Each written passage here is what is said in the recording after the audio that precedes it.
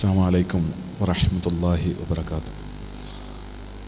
الحمد لله رب العالمين حمدا كثيرا طيبا مباركا لله الواحد القهار المؤمن الجبار المهيمن الغفار غافر الذنب وقابل التوب له الكتاب إليه الإياب وعليه الحساب نحمده ونستعينه ونؤمن به ونتوكل عليه ونعوذ بالله من شرور أنفسنا ومن سيئات أعمالنا من يهده الله فلا مضل له ومن يضلل فلا هادي له وأشهد أن لا إله إلا الله وحده لا شريك له وأشهد أن محمدا عبده ورسوله أرسله بالهدى ودين الحق ليظهره على الدين كله ولو كره المشركون.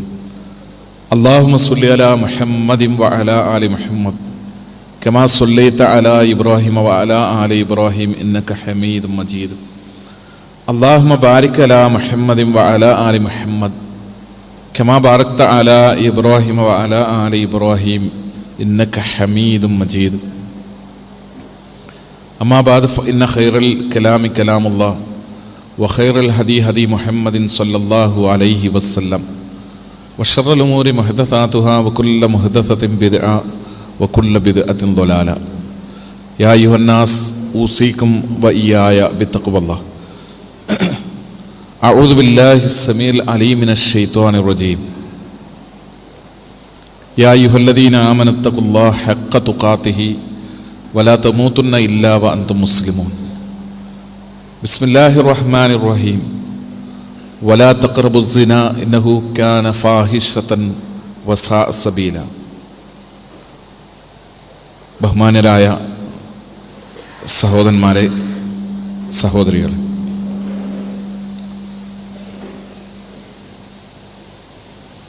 സ്ത്രീ സുരക്ഷ ഇസ്ലാമിന് പറയാനുള്ളത് എന്ന വിഷയത്തെ സംബന്ധിച്ചാണ് ഈ ചർച്ച തുറന്ന സംവാദം ഇവിടെ സംഘടിപ്പിക്കപ്പെട്ടിട്ടുള്ളത്. വർത്തമാനകാല സാഹചര്യത്തിൽ നമ്മുടെ നാട്ടിൽ വ്യാപകമായി ചർച്ച ചെയ്യപ്പെടുന്ന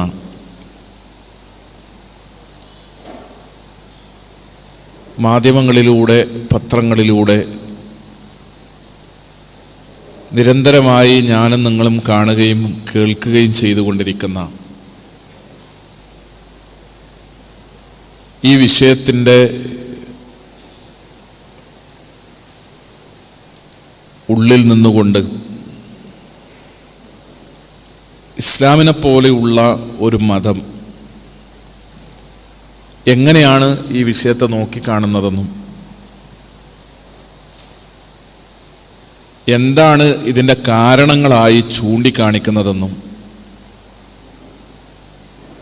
എന്തെല്ലാം കാര്യങ്ങളാണ് ഇതിൻ്റെ പരിഹാരങ്ങളായി നിർദ്ദേശിക്കുന്നത് എന്നുമുള്ള കാര്യങ്ങളാണ് ഈ വിഷയാവതരണത്തിൻ്റെ ഭാഗമായി പരിമിതമായ സമയത്തിൻ്റെ ഉള്ളിൽ നിന്നുകൊണ്ട് എനിക്ക് നിങ്ങളുടെ മുമ്പിൽ അവതരിപ്പിക്കാനുള്ളത്.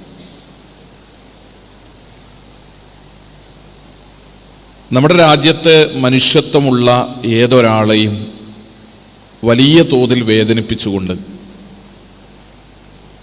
രാജ്യത്തിൻ്റെ തലസ്ഥാനത്ത് നിന്ന് റിപ്പോർട്ട് ചെയ്യപ്പെട്ട ഒരു ദുരന്തം, ഒരു പെൺകുട്ടി ഉപദ്രവിക്കപ്പെടുകയും മാനഭംഗപ്പെടുത്തപ്പെടുകയും കൊല്ലപ്പെടുകയും ചെയ്ത സാഹചര്യത്തിലാണ് ഇപ്പോൾ ആ വിഷയവുമായി ബന്ധപ്പെട്ട സജീവമായ ചർച്ചകൾ നമ്മുടെ നാട്ടിൽ ഉണ്ടായിട്ടുള്ളത്. സ്ത്രീകൾക്കെതിരായ ഇത്തരത്തിലുള്ള കയ്യേറ്റങ്ങൾ ചർച്ച ചെയ്യപ്പെടുന്ന സന്ദർഭങ്ങളിലെല്ലാം വാർത്താമാധ്യമങ്ങളിലൂടെ ഒരാഴ്ചയോ രണ്ടാഴ്ചയോ ഒരു മാസക്കാലമൊക്കെ ആ വിവാദവുമായി ബന്ധപ്പെട്ട വാദകോലാഹലങ്ങൾ നിലനിൽക്കുകയും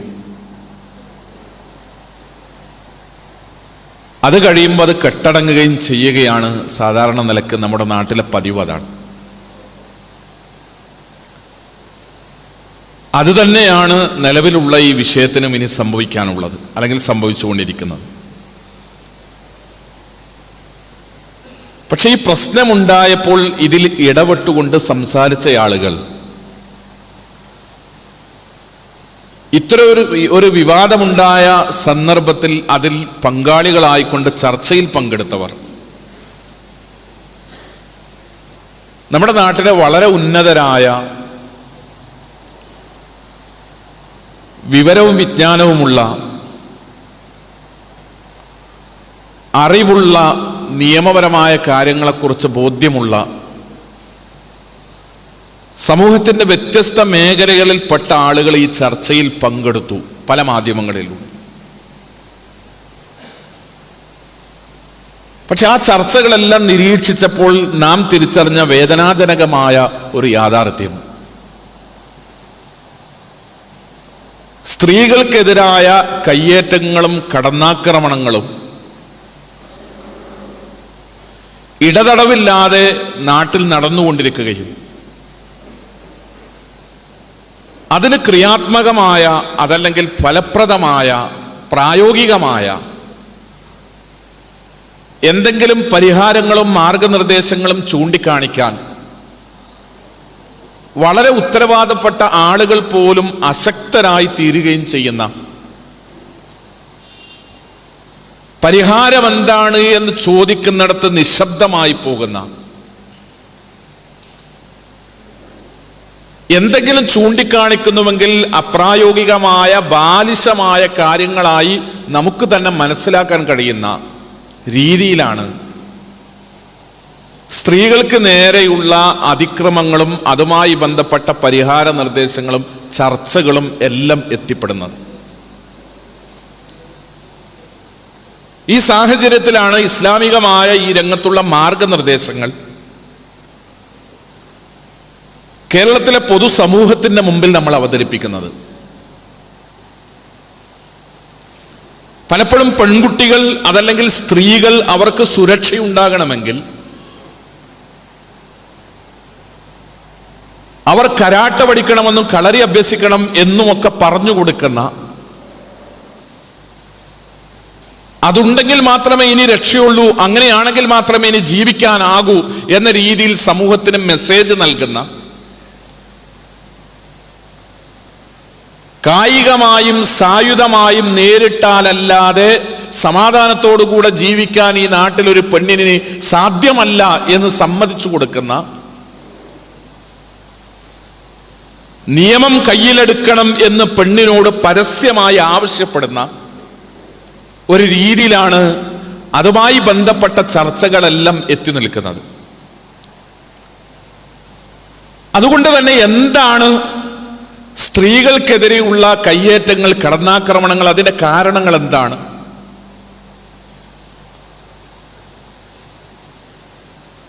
വർത്തമാനകാല സമൂഹത്തിൽ പ്രായോഗികമായി മനുഷ്യരുടെ മുമ്പിൽ അവതരിപ്പിക്കാവുന്ന പരിഹാര മാർഗനിർദ്ദേശങ്ങൾ എന്താണ് എന്ന് ചിന്തിക്കുമ്പോൾ 3 തലങ്ങളിൽ നിന്നുകൊണ്ടാണ് ഇസ്ലാം ഈ വിഷയത്തെ നമ്മുടെ മുമ്പിൽ, അതുമായി ബന്ധപ്പെട്ട മാർഗനിർദ്ദേശങ്ങളെ നമ്മുടെ മുമ്പിൽ ഇസ്ലാം അവതരിപ്പിച്ചിട്ടുള്ളത്. മനുഷ്യരെ സംബന്ധിച്ചിടത്തോളം തൻ്റെ ഭാര്യയല്ലാത്ത, തൻ്റെ കൂടെ തൻ്റെ സമൂഹത്തിൽ ജീവിക്കുന്ന ഏതൊരു സ്ത്രീയും ലൈംഗികമായ രീതിയിലുള്ള ഏതെങ്കിലും തരത്തിലുള്ള ആസ്വാദനങ്ങൾ, ഞാൻ അങ്ങനെ തന്നെ പറയുന്നത്, സാമൂഹ്യ മനഃശാസ്ത്രം അനുസരിച്ച്, നമ്മുടെ നാടിൻ്റെ സാമൂഹ്യ മനസ്ഥിതി അനുസരിച്ച് കായികമായി ഒരു സ്ത്രീയെ ഉപദ്രവിക്കുമ്പോൾ മാത്രമാണ് സ്ത്രീപീഡനമെന്ന്, അതല്ലെങ്കിൽ സ്ത്രീകൾക്കെതിരായ കയ്യേറ്റങ്ങളെന്ന്, അതിക്രമങ്ങൾ എന്ന രീതിയിൽ അത് വലിയൊരു ചർച്ചയായി തീരാറുള്ളത്. ഇസ്ലാമിനെ സംബന്ധിച്ചിടത്തോളം മനുഷ്യ സമൂഹത്തിൽ ജീവിക്കുന്ന ഒരു സ്ത്രീ സമൂഹത്തിലെ മറ്റേതൊരാളെയും പോലെ അംഗീകരിക്കപ്പെടേണ്ടവളും ആദരിക്കപ്പെടേണ്ടവളുമാണ്. മനുഷ്യ സമൂഹത്തിൽ അത്തരത്തിലുള്ള ഒരു അംഗീകാരവും ആദരവും കിട്ടാൻ സ്ത്രീ എന്താണ് ചെയ്യേണ്ടത്, സമൂഹത്തിന് എന്താണ് ഉണ്ടാകേണ്ടത് എന്നതാണ് ഇസ്ലാം ഈ രംഗത്ത് ആദ്യമായി പഠിപ്പിക്കുന്ന മാർഗദർശനം. അതാണ് ഇസ്ലാമിക വീക്ഷണത്തിൽ മാന്യതയോടുകൂടെ ജീവിക്കുന്ന ഒരു പെണ്ണ്, മര്യാദയോടുകൂടെ ജീവിക്കുന്ന ഒരു പെണ്ണ്, ധാർമ്മികതയോടുകൂടെ, നല്ല സ്വഭാവങ്ങളോടുകൂടെ, നല്ല സംസ്കാരങ്ങളോടുകൂടെ ജീവിക്കുന്ന ഒരു സ്ത്രീ. മുഹമ്മദ് മുസ്തഫ റസൂലുള്ളാഹി സ്വല്ലല്ലാഹു അലൈഹി വസല്ലം തങ്ങൾ ആ സ്ത്രീയെ പറ്റി പറയുന്നത് കൻസ് എന്നാണ്, നിധി എന്നാണ് അതിന്റെ അർത്ഥം. സദ്വൃത്തയായ, നല്ലവളായ, നല്ല സംസ്കാരവും സ്വഭാവമുള്ള ഒരു സ്ത്രീ, അവൾ നിധിയാണ് എന്ന് പഠിപ്പിക്കുന്നു പ്രവാചക തിരുമേനി സല്ലല്ലാഹു അലൈഹി വസല്ലം. അങ്ങനെയുള്ള ഒരു മാനസികാവസ്ഥ ഒരു സ്ത്രീയോട് സമൂഹത്തിനുണ്ടാകാൻ തീർച്ചയായും ബോധവൽക്കരണങ്ങൾ ഉണ്ടാകണമെന്നാണ് നമ്മുടെ നാട്ടിൽ സാധാരണ ആളുകൾ പറയാറുള്ളത്. മദ്യപിച്ചാൽ അർബുദം ബാധിക്കും എന്ന് ബോധവൽക്കരിക്കുന്നത് പോലെ, കള്ളു കുടിച്ചാൽ ക്യാൻസർ ഉണ്ടാകും എന്ന് ബോധവൽക്കരിക്കുന്നത് പോലെ, സ്ത്രീ അമ്മയാണ്, ഏത് പെണ്ണാണെങ്കിലും അവനവന്റെ സഹോദരിയെ പോലെ കാണണം എന്നൊക്കെയുള്ള കേവലമായ ബോധവൽക്കരണങ്ങളെ കുറിച്ചാണ് നമ്മുടെ നാട്ടിൽ പറഞ്ഞു കേൾക്കാറുള്ളത്. ഇസ്ലാം ലൈംഗികമായ തൻ്റെ താല്പര്യങ്ങളും തൻ്റെ ഇഷ്ടങ്ങളും തൻ്റെ ആഗ്രഹങ്ങളും ശരീരത്തിലെ ഏത് അവയവങ്ങളെ കൊണ്ടാണെങ്കിലും അത് തൻ്റെ അംഗീകരിക്കപ്പെട്ട ഇണയോട് മാത്രം നിർവഹിക്കുന്ന, അങ്ങനെ മാത്രമേ ഞാൻ നിർവഹിക്കാവൂ എന്ന് തീരുമാനമെടുക്കുന്ന, അങ്ങനെ തീരുമാനമെടുക്കാൻ മാനസികമായി ഒരു മനുഷ്യനെ പ്രാപ്തനാക്കുന്ന മാനസികമായ ഒരു ബോധ സംസ്കരണത്തെക്കുറിച്ചാണ് ഇസ്ലാം ലോകത്തോട് സംസാരിക്കുന്നത്. കേവലമായ ബോധവൽക്കരണവും മാനസികമായ ബോധ സംസ്കരണവും എന്ന് അതിനെ രണ്ടിനെയും നാം വേർതിരിച്ച് തന്നെ മനസ്സിലാക്കേണ്ടതുണ്ട്. പുകവലി ആരോഗ്യത്തിന് ഹാനികരമാണ് എന്ന് പറയുന്നത് ബോധവൽക്കരണമാണ്. പക്ഷെ ഏത് വിഷയത്തിലായിരുന്നാലും സമൂഹത്തിൽ കേവല ബോധവൽക്കരണങ്ങൾക്കുള്ള അനുകൂലമായ പ്രതികരണങ്ങൾ എത്രത്തോളമാണ് എന്നത് നമുക്ക് പരിശോധിക്കാവുന്നതാണ്. തൻ്റേതല്ലാത്ത, തൻ്റെ ഇണയല്ലാത്ത ഒരാണിനോട്, ഒരു പെണ്ണിനോട് ലൈംഗികമായ ഏതെങ്കിലും തരത്തിലുള്ള സമീപനങ്ങൾ ഉണ്ടായാൽ, ഒരുപക്ഷെ ലോകത്ത് തങ്ങൾ രണ്ടാളുമല്ലാതെ ലോകത്ത് മറ്റൊരാളും അറിഞ്ഞില്ലെങ്കിൽ പോലും ഭരണകൂടത്തിന്റെ മുമ്പിൽ കടന്നു വന്നുകൊണ്ട് ഞാൻ അങ്ങനെ ഒരു തെറ്റ് ചെയ്തു എന്ന് പരസ്യമായി തുറന്നു പറയുന്ന, ഞാൻ ചെയ്ത തെറ്റിന് ഇസ്ലാമികമായ ശിക്ഷ എന്താണെങ്കിൽ അതെനിക്ക് നൽകണമെന്ന് ആവശ്യപ്പെടുന്ന ആ രൂപത്തിലുള്ള ഒരു ബോധ സംസ്കരണത്തെ കുറിച്ചാണ് ഇസ്ലാം ഈ രംഗത്ത് ലോകത്തോട് സംസാരിക്കുന്നത്. ഞാൻ ലൈംഗികമായി ആസ്വദിക്കുന്നുവെങ്കിൽ അതെന്റെ ഭാര്യ മാത്രമാണ്. ഞാൻ ലൈംഗികമായി ആസ്വദിക്കുന്നുവെങ്കിൽ അതെന്റെ ഭർത്താവിന് മാത്രമാണ്. അതിനപ്പുറത്തുള്ള ബന്ധങ്ങൾ അത് കൈകളെ കൊണ്ടായാലും, കണ്ണുകൊണ്ടായാലും, കാതുകൊണ്ടായാലും, നാവുകൊണ്ടായാലും എനിക്ക് നിഷിദ്ധമാണ്. അത്തരത്തിലുള്ള ഒരു ലൈംഗിക ആസ്വാദന രീതികളിലേക്ക് ഞാൻ പോകുന്നത് മാനവിക വിരുദ്ധമാണ്, അത് മതവിരുദ്ധമാണ്, ദൈവകൽപ്പനകൾക്കെതിരാണ്. ഞാൻ അങ്ങനെ ചെയ്താൽ, എൻ്റെ ജീവിതത്തിൽ അങ്ങനെ സംഭവിച്ചാൽ, മരണാനന്തരമുള്ള ലോകത്ത് ഞാൻ ചെയ്ത തെറ്റിന്, ഞാൻ ചെയ്ത പാപത്തിന് വലിയ തോതിലുള്ള ശിക്ഷ അനുഭവിക്കേണ്ടി വരും എന്ന ബോധ സംസ്കരണം, അതാണ് ഈ രംഗത്ത് ഒന്നാമതായി ഇസ്ലാം മനുഷ്യനോട് സംസാരിക്കുന്നത്. മനുഷ്യ ജീവിതത്തിലെ ചെറുതും വലുതുമായ ഏത് കാര്യങ്ങളിലും തീരുമാനമെടുക്കുമ്പോൾ അവനവന്റെ ഇഷ്ടങ്ങളും അവനവന്റെ ഇച്ഛകളും അവനവന്റെ ആഗ്രഹങ്ങളും ഒരു ഭാഗത്തുണ്ട്. ആ ആഗ്രഹങ്ങൾ ഉണ്ടായിരിക്കെ, തൻ്റെതായ താല്പര്യങ്ങൾ ഉണ്ടായിരിക്കെ, തനിക്ക് തൻ്റെതായ ഇഷ്ടങ്ങൾ ഉണ്ടായിരിക്കെ, ആ രംഗങ്ങളിലെല്ലാം എന്നെ സൃഷ്ടിച്ച രക്ഷിതാവ് എന്താണ് എന്നോട് പറഞ്ഞത്, അവിടെ ഞാൻ എങ്ങനെ ആയിരിക്കണമെന്നാണ് എൻ്റെ രക്ഷിതാവ് കൽപ്പിച്ചത്, ഞാൻ അവിടെ എന്തെല്ലാം പാടില്ലെന്നാണ് എൻ്റെ രക്ഷിതാവ് എന്നോട് ആവശ്യപ്പെട്ടത് എന്ന് പരിഗണിക്കുന്ന, അത് പരിശോധിക്കുന്ന, അതിനനുസരിച്ച് തൻ്റെ ജീവിതത്തെ നിയന്ത്രിക്കുന്ന രക്ഷിതാവിന്റെ കൽപ്പനകൾക്ക് വിരുദ്ധമാണെങ്കിൽ തൻ്റെ ഇഷ്ടങ്ങൾക്കും തൻ്റെ ആഗ്രഹങ്ങൾക്കും തൻ്റെ താല്പര്യങ്ങൾക്കും തൻ്റെ ജീവിതത്തിൽ സ്ഥാനം ഒന്നുമില്ല എന്ന് കൃത്യമായ നിലപാടെടുക്കുന്ന ഒരവസ്ഥയിലേക്ക് മനുഷ്യനെ വളർത്തിക്കൊണ്ടുവരാൻ,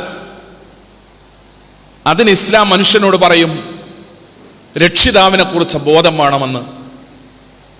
തനിക്ക് തൻ്റെ ശരീരവും ശരീരത്തിൻ്റെ ആവശ്യങ്ങളും അത് നിർവഹിക്കാനുള്ള ആരോഗ്യവും അവസ്ഥയും സാഹചര്യങ്ങളും എല്ലാം തന്ന പ്രപഞ്ചത്തിന്റെ രക്ഷിതാവ്, ആ രക്ഷിതാവിനെ കുറിച്ചുള്ള അറിവ് നൽകിക്കൊണ്ടാണ്, ബോധ്യം നൽകിക്കൊണ്ടാണ്, വിശ്വാസം മനുഷ്യന്റെ മനസ്സിനെ പഠിപ്പിച്ചുകൊണ്ടാണ് എല്ലാ സംസ്കരണങ്ങൾക്കും ഇസ്ലാം തുടക്കം കുറിക്കുന്നത്. ആ രക്ഷിതാവിനെ കുറിച്ചുള്ള ബോധം ഇല്ലാതെയായാൽ, അത് നഷ്ടപ്പെട്ടാൽ, അതിനേതെങ്കിലും തരത്തിലുള്ള പോരായ്മകൾ വന്നാൽ അവിടെ നിന്നാണ് അധാർമികതകളെല്ലാം ജന്മമെടുക്കുന്നത് എന്ന് ഇസ്ലാം പറയുന്നു.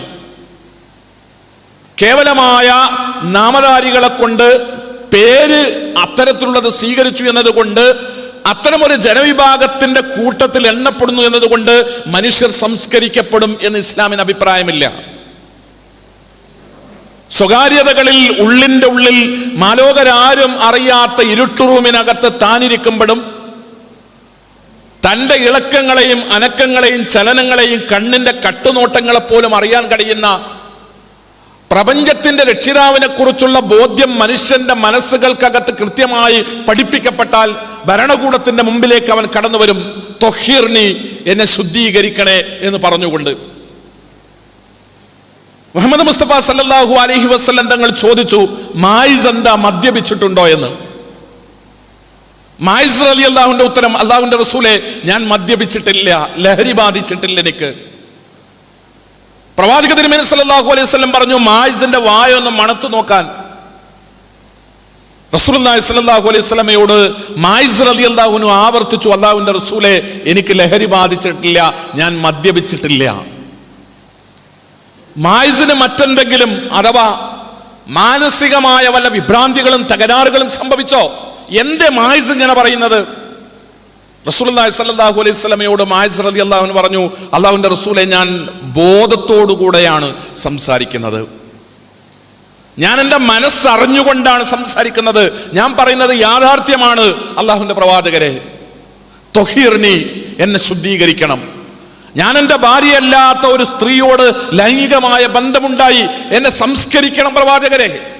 സംസ്കരിക്കണം എന്ന് പറഞ്ഞാൽ, എന്നെ ശുദ്ധീകരിക്കണം എന്ന് പറഞ്ഞാൽ, ഞാൻ ഈ അവസ്ഥയിൽ മരണപ്പെട്ട് ഞാനൊരു വ്യഭിചാരിയായി ലൈംഗികമായ കുറ്റകൃത്യം ചെയ്തുകൊണ്ട് നാളെ പരലോകത്ത് റബ്ബിന്റെ കോടതിയിൽ ഞാൻ കടന്നു ചെന്നാൽ വ്യഭിചാരിക്ക് അള്ളാഹു നൽകുന്ന ശിക്ഷ അത് സഹിക്കാൻ എന്നെ കൊണ്ടാവില്ല. ഒരേ സമയം ഒരു മനുഷ്യന്റെ മനസ്സിൽ രണ്ട് ബോധ്യങ്ങൾ ഒരുമിച്ച് ചേരുകയാണ്. ഒന്ന്, തന്നെ സൃഷ്ടിച്ച രക്ഷിതാവ് തൻ്റെ ജീവിതവും കർമ്മവും സ്വകാര്യങ്ങളും രഹസ്യങ്ങളും അറിയുന്നു എന്ന ബോധ്യം. രണ്ട്, ഞാൻ ഈ ജീവിതം കഴിഞ്ഞ് മരണത്തോടുകൂടെ ആ രക്ഷിതാവിൻ്റെ മുമ്പിലേക്ക് ഞാൻ തിരിച്ചു ചെല്ലുമ്പോൾ എൻ്റെ സ്വകാര്യ ജീവിതത്തെക്കുറിച്ചും എൻ്റെ രഹസ്യ ജീവിതത്തെക്കുറിച്ചും അടക്കം കണക്കുകളെല്ലാം രക്ഷിതാവിൻ്റെ മുമ്പിൽ ബോധ്യപ്പെടുത്തുകയും രക്ഷാശിക്ഷകൾ അനുഭവിക്കേണ്ടി വരികയും ചെയ്യും എന്ന കൃത്യമായ തിരിച്ചറിവ്. ഈ രണ്ട് അറിവുകളിൽ നിന്നാണ്, ഈ രണ്ട് ബോധ്യപ്പെടലുകളിൽ നിന്നാണ് ഒരു മനുഷ്യന്റെ മനസ്സ് സംസ്കരിക്കപ്പെടുക. ഇതുണ്ടായാലേ സംസ്കരിക്കപ്പെടൂ. ഈ മാർഗത്തിലൂടെ അല്ലാതെ, ഈ രീതിയിലല്ലാതെ ലോകത്തിന്നോളമുള്ള മനുഷ്യന്റെ ചരിത്രത്തിൽ, സ്വകാര്യ ജീവിതത്തിൽ പോലും സംസ്കരിക്കപ്പെട്ട മനുഷ്യ സമൂഹം എന്ന് പറയുന്ന ഒരു വിഭാഗം മനുഷ്യന്റെ ചരിത്രത്തിൽ ലോകത്തുണ്ടായിട്ടേ ഇല്ല. ഉള്ളിൻ്റെ ഉള്ളിൽ എത്ര സ്വകാര്യതകളിലും തൻ്റെ ജീവിതത്തിൽ കുറ്റകൃത്യങ്ങൾ വരാത്ത, തെറ്റുകൾ സംഭവിക്കാത്ത, പാപങ്ങളുടെ വാതിലുകൾ തുറക്കാത്ത സംശുദ്ധമായ ജീവിതം നയിക്കുന്ന ഒരവസ്ഥ ലോകത്ത് മനുഷ്യന്റെ ചരിത്രത്തിൽ, ലോകത്തിന്റെ ചരിത്രത്തിൽ എവിടെയെങ്കിലും ഉണ്ടായെങ്കിൽ ഈ രണ്ട് വിശ്വാസങ്ങളുടെ ശക്തമായ സ്വാധീനം ലോകത്ത് ആരുടെ മനസ്സിലാണോ, ഏത് സമൂഹത്തിന്റെ മനസ്സിലാണോ, ഏത് നാട്ടിലാണോ ശക്തമായി പഠിപ്പിക്കപ്പെട്ടത്, ശക്തമായി മനസ്സുകളെ സ്വാധീനിച്ചത്, അവിടെ മാത്രമേ ഈ രൂപത്തിൽ സംസ്കരിക്കപ്പെട്ടിട്ടുള്ളൂ.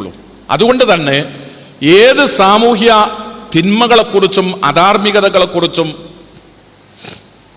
അസാൻമാർഗിക പ്രവർത്തനങ്ങളെക്കുറിച്ചൊക്കെ പറയുമ്പോൾ ഒന്നാമതായി ഇസ്ലാം മനുഷ്യനോട് പറയുക ഈ രണ്ട് വശങ്ങളെക്കുറിച്ചാണ്.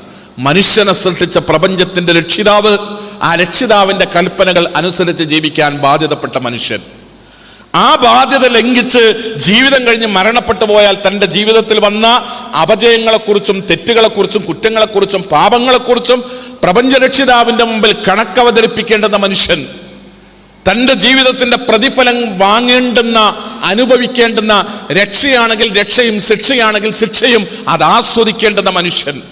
ഇത് പറഞ്ഞുകൊണ്ടാണ് മനുഷ്യർക്കിടയിലുള്ള സംസ്കരണങ്ങൾ ലോകത്ത് ഇസ്ലാം നിർവഹിച്ചത്. ഇതാണ് ഇന്നും കൃത്യമായി നമ്മുടെ സമൂഹത്തെ പഠിപ്പിക്കേണ്ടത്. ഭരണകൂടങ്ങളെ കൊണ്ട്, നീതിപീഠങ്ങളെ കൊണ്ട്, ശിക്ഷാരീതികളെ കൊണ്ട് മാത്രമായി ഒരു സമൂഹം ഒരു കാലഘട്ടത്തിലും സംസ്കരിക്കപ്പെട്ടിട്ടില്ല. നിയമനിർമ്മാണങ്ങളെ കൊണ്ട് മാത്രമായി ഒരു കാലഘട്ടത്തിലും ഒരു സമൂഹവും സംസ്കരിക്കപ്പെട്ടിട്ടില്ല. അതുകൊണ്ടാണ് മനുഷ്യന് അവന്റെ മനസ്സിന്റെ കടിഞ്ഞാണും നിയന്ത്രണവും കിട്ടാൻ അവനെ പ്രേരിപ്പിക്കുന്ന ശക്തമായ വിശ്വാസം മനുഷ്യർക്ക് പഠിപ്പിക്കപ്പെടണം എന്ന് ഇസ്ലാം ഈ രംഗത്ത് ആവശ്യപ്പെടുന്നത്. രണ്ടാമതായി നമുക്ക് കാണാം, ഈ വിഷയത്തെ ഇസ്ലാം സമീപിക്കുമ്പോൾ വ്യഭിചാരത്തെ പോലെയുള്ള തിന്മകളെ വളരെ ഗൗരവത്തോടു കൂടെ സംസാരിക്കുന്നു ഇസ്ലാം. പലപ്പോഴും നമ്മുടെ നാട്ടിൽ ഉഭയകക്ഷി സമ്മതപ്രകാരം നടക്കുന്ന ബന്ധങ്ങളെ സമൂഹം അതിന് മൗനസമ്മതം കൊടുക്കുകയും അതൊരു തെറ്റല്ല എന്ന് വാദിക്കുകയുമാണ് പലപ്പോഴും ചെയ്യാറുള്ളത്. ഉത്തരവാദപ്പെട്ട ആളുകൾ പലപ്പോഴും പലയിടങ്ങളിൽ നിന്നും സ്ത്രീകളോടൊപ്പം പിടികൂടപ്പെടുമ്പോൾ സാംസ്കാരിക കേരളം അത് വലിയ വായിൽ ചർച്ച ചെയ്തിട്ടുണ്ട്. പല ആളുകളെയും പല നേതാക്കന്മാരെയും പല സ്ഥലങ്ങളിൽ നിന്നും സ്ത്രീകളോടൊപ്പം പിടികൂടുമ്പോൾ സാംസ്കാരിക കേരളത്തിൽ ഒരു കാലഘട്ടത്തിൽ ഉയർന്നു വന്ന ചോദ്യങ്ങളുണ്ട്. പ്രായപൂർത്തിയായ ആണും പെണ്ണും അവർക്ക് പരസ്പരം സമ്മതമാണെങ്കിൽ എന്തുകൊണ്ടൊന്നിച്ച് യാത്ര ചെയ്തുകൂടാ? അവർക്ക് സമ്മതമാണെങ്കിൽ, പരസ്പര സമ്മതത്തോടു കൂടെയാണെങ്കിൽ എന്തുകൊണ്ട് ഒരു രാത്രി ഒരുമിച്ച് കഴിച്ചുകൂട്ടിക്കൂടാ? എന്നെല്ലാം വലിയ വലിയ കേന്ദ്രങ്ങളിൽ നിന്ന് ബുദ്ധിപരമായ അനേകം ചോദ്യങ്ങൾ സാംസ്കാരിക കേരളത്തിൽ പല സന്ദർഭങ്ങളിലും നമുക്ക് ഉയർന്നു കേൾക്കാൻ സാധിച്ചിട്ടുണ്ട്. ഇവിടെ ഇസ്ലാമിനെ സംബന്ധിച്ചിടത്തോളം വ്യഭിചാരം എന്ന് പറയുന്നത് വലിയ തിന്മയാണ്. വ്യഭിചാരത്തെ പോലെയുള്ള തിന്മകൾ അത് ചെയ്യരുതെന്നല്ല, വലാ തഖ്റബുസ്സിന, വ്യഭിചാരത്തെ പോലെയുള്ള തിന്മകൾക്ക് കാരണമാകുന്ന സാഹചര്യങ്ങളിൽ നിന്നെല്ലാം വിട്ടുനിൽക്കണമെന്നാണ്. അതിനോടടുക്കുന്ന, അത് വ്യഭിചാരത്തെ പോലെയുള്ള ഒരു തിന്മ സംഭവിച്ചേക്കാവുന്ന സാധ്യതകളിൽ നിന്നെല്ലാം മാറി നിൽക്കണമെന്നാണ് വളരെ കൃത്യമായി ഈ രംഗത്ത് ഇസ്ലാം പഠിപ്പിച്ചത്. ഒന്നാമതായി നമുക്ക് കാണാം, വിവാഹത്തെ വളരെ കർശനമായി നാടിനോട്, നമ്മുടെ സമൂഹത്തോട് സംസാരിക്കുന്നു ഇസ്ലാം. വിവാഹവും ദാമ്പത്യ ജീവിതവും കുടുംബജീവിതവും ഒക്കെ അനാവശ്യമാണെന്നും മനുഷ്യന്റെ ലൈംഗികമായ സ്വാതന്ത്ര്യങ്ങൾക്ക് മേലുള്ള മതമുണ്ടാക്കിയ അല്ലെങ്കിൽ സമൂഹമുണ്ടാക്കിയ നിയന്ത്രണങ്ങളാണെന്നും സ്വതന്ത്രമായി ജീവിക്കുകയാണ് ആണിനും പെണ്ണിനും വേണ്ടത് എന്നും വാദിക്കുന്ന ആളുകൾ നമ്മുടെ പത്രമാധ്യമങ്ങളിൽ, ദൃശ്യമാധ്യമങ്ങളിൽ, ചാനൽ ചർച്ചകളിൽ നിറഞ്ഞു നിൽക്കുന്ന കാലഘട്ടമാണ്. കുടുംബം വേണ്ടെന്നും ഭാര്യ ഭർത്താക്കന്മാരാകണ്ടെന്നും പരസ്പരം ലൈംഗികമായി ആസ്വദിക്കണമെങ്കിൽ വിവാഹമെന്ന കരാറിന്റെ ആവശ്യമില്ലെന്നും പരസ്യമായി വാദിക്കുകയും ആ വാദത്തെ സിദ്ധാന്തവൽക്കരിക്കുകയും ആ സിദ്ധാന്തം മലയാളി മനസ്സിനെ മെല്ലെ മെല്ലെ പറഞ്ഞു പഠിപ്പിക്കുന്നതിനു വേണ്ടിയുള്ള പരിശ്രമങ്ങൾ നിരന്തരമായി നടക്കുകയും ചെയ്യുന്ന ഒരു കാലഘട്ടമാണ്. ഇസ്ലാം പറഞ്ഞു, പ്രായമാകുമ്പോൾ ലൈംഗികത ആണിനാണെങ്കിലും പെണ്ണിനാണെങ്കിലും സെക്സ് അതൊരാവശ്യമാണ്. അതിന് അംഗീകരിക്കുക മാത്രമല്ല, പുണ്യമായി പഠിപ്പിച്ചു പ്രവാചക തിരുമേനി സല്ലല്ലാഹു അലൈഹി വസല്ലം. തൻ്റെ ഭർത്താവ് തൻ്റെ ഭാര്യയോട്, തൻ്റെ ഇണയോട് ലൈംഗികമായ ബന്ധങ്ങൾ ഉണ്ടാകുമ്പോൾ പരലോകത്ത് പ്രപഞ്ച രക്ഷിതാവിൻ്റെ അടുക്കൽ അതിന് പ്രതിഫലമുണ്ട് എന്ന് പഠിപ്പിച്ചൊരു മതമാണ് ഇസ്ലാം. ഭാര്യ ഭർത്താക്കന്മാർ തമ്മിലുള്ള ലൈംഗിക ബന്ധത്തിന് അള്ളാഹുവിൻ്റെ അടുക്കൽ നിന്ന് പ്രതിഫലം ലഭിക്കുമോ എന്ന അനുചരന്മാരുടെ ചോദ്യത്തിന് റസൂലുള്ളാഹി സ്വല്ലല്ലാഹു അലൈഹി വസല്ലം തിരിച്ചൊരു ചോദ്യമാണ് സ്വഹാബത്തിനോട് ഉന്നയിച്ചത്, അനുചരന്മാരോട് ചോദിച്ചത്. അനാവശ്യമായ മാർഗത്തിലാണെങ്കിൽ അതിൻ്റെ പേരിൽ ശിക്ഷിക്കപ്പെടില്ലേ? അവിഹിതമായ മാർഗത്തിലാണെങ്കിൽ അതിൻ്റെ പേരിൽ ശിക്ഷിക്കപ്പെടില്ലേ? അതുകൊണ്ട് അത് വിഹിതമാണെങ്കിൽ, അനുവദിക്കപ്പെട്ടതാണെങ്കിൽ, അവനവന്റെ ഇണയാണെങ്കിൽ അത് നന്മയാണെന്നും പുണ്യമാണെന്നും അതിന് പ്രതിഫലമുണ്ട് എന്നും പഠിപ്പിച്ചു. വിവാഹത്തെയും വിവാഹത്തിലൂടെയുള്ള ലൈംഗിക ബന്ധങ്ങളെയും അംഗീകരിക്കുക മാത്രമല്ല, അതിനെ നന്മയായി സമൂഹത്തിന്റെ മുമ്പിൽ അവതരിപ്പിച്ചുകൊണ്ട് അതൊരു പുണ്യമായി സമൂഹത്തെ പഠിപ്പിച്ചുകൊണ്ട് അതിനെ പ്രോത്സാഹിപ്പിക്കുകയും ചെയ്തു ഇസ്ലാം എന്നാണ് ആ രംഗത്ത് കാണാൻ കഴിയുക. അതുകൊണ്ട് ലൈംഗികമായ ആവശ്യങ്ങൾക്ക് പ്രായമാകുമ്പോൾ, ലൈംഗികമായ ആവശ്യങ്ങൾക്കുള്ള സമയം ആണിനാകുമ്പോഴും പെണ്ണിനാകുമ്പോഴും അവരെ വിവാഹം ചെയ്തു കൊടുക്കണമെന്ന് അവരുടെ ഉത്തരവാദപ്പെട്ടവർക്ക്, അവരുടെ രക്ഷിതാക്കൾക്ക് ബാധ്യതയായി, ഒരു നിയമമായി ഇസ്ലാം പഠിപ്പിക്കുകയാണ്. വിവാഹത്തിലൂടെ സ്ത്രീ പുരുഷ ബന്ധങ്ങൾ ഉണ്ടാകണമെന്നും ആ ബന്ധങ്ങളിലൂടെ കുടുംബങ്ങൾ നിലനിൽക്കണമെന്നുമാണ്. ആ രീതിയിലാണ് ഇസ്ലാം ഈ രംഗത്ത് തെറ്റ് ചെയ്യാനുള്ള സാധ്യതകൾ അടയ്ക്കുന്നതിനു വേണ്ടി, ഇല്ലാതാക്കുന്നതിനു വേണ്ടി ഒന്നാമതായി നിയമം പഠിപ്പിച്ചത്. അതുപോലെ വളരെ ചെറുതെന്ന്, നിസ്സാരമെന്ന് ഞാനും നിങ്ങളും കാണുകയും കരുതുകയും ചെയ്യുന്ന കാര്യങ്ങളിൽ പോലും വളരെ കൃത്യമായ രീതിയിലുള്ള മാർഗനിർദ്ദേശങ്ങളാണ് ഈ രംഗത്ത് ഇസ്ലാം പഠിപ്പിച്ചത്.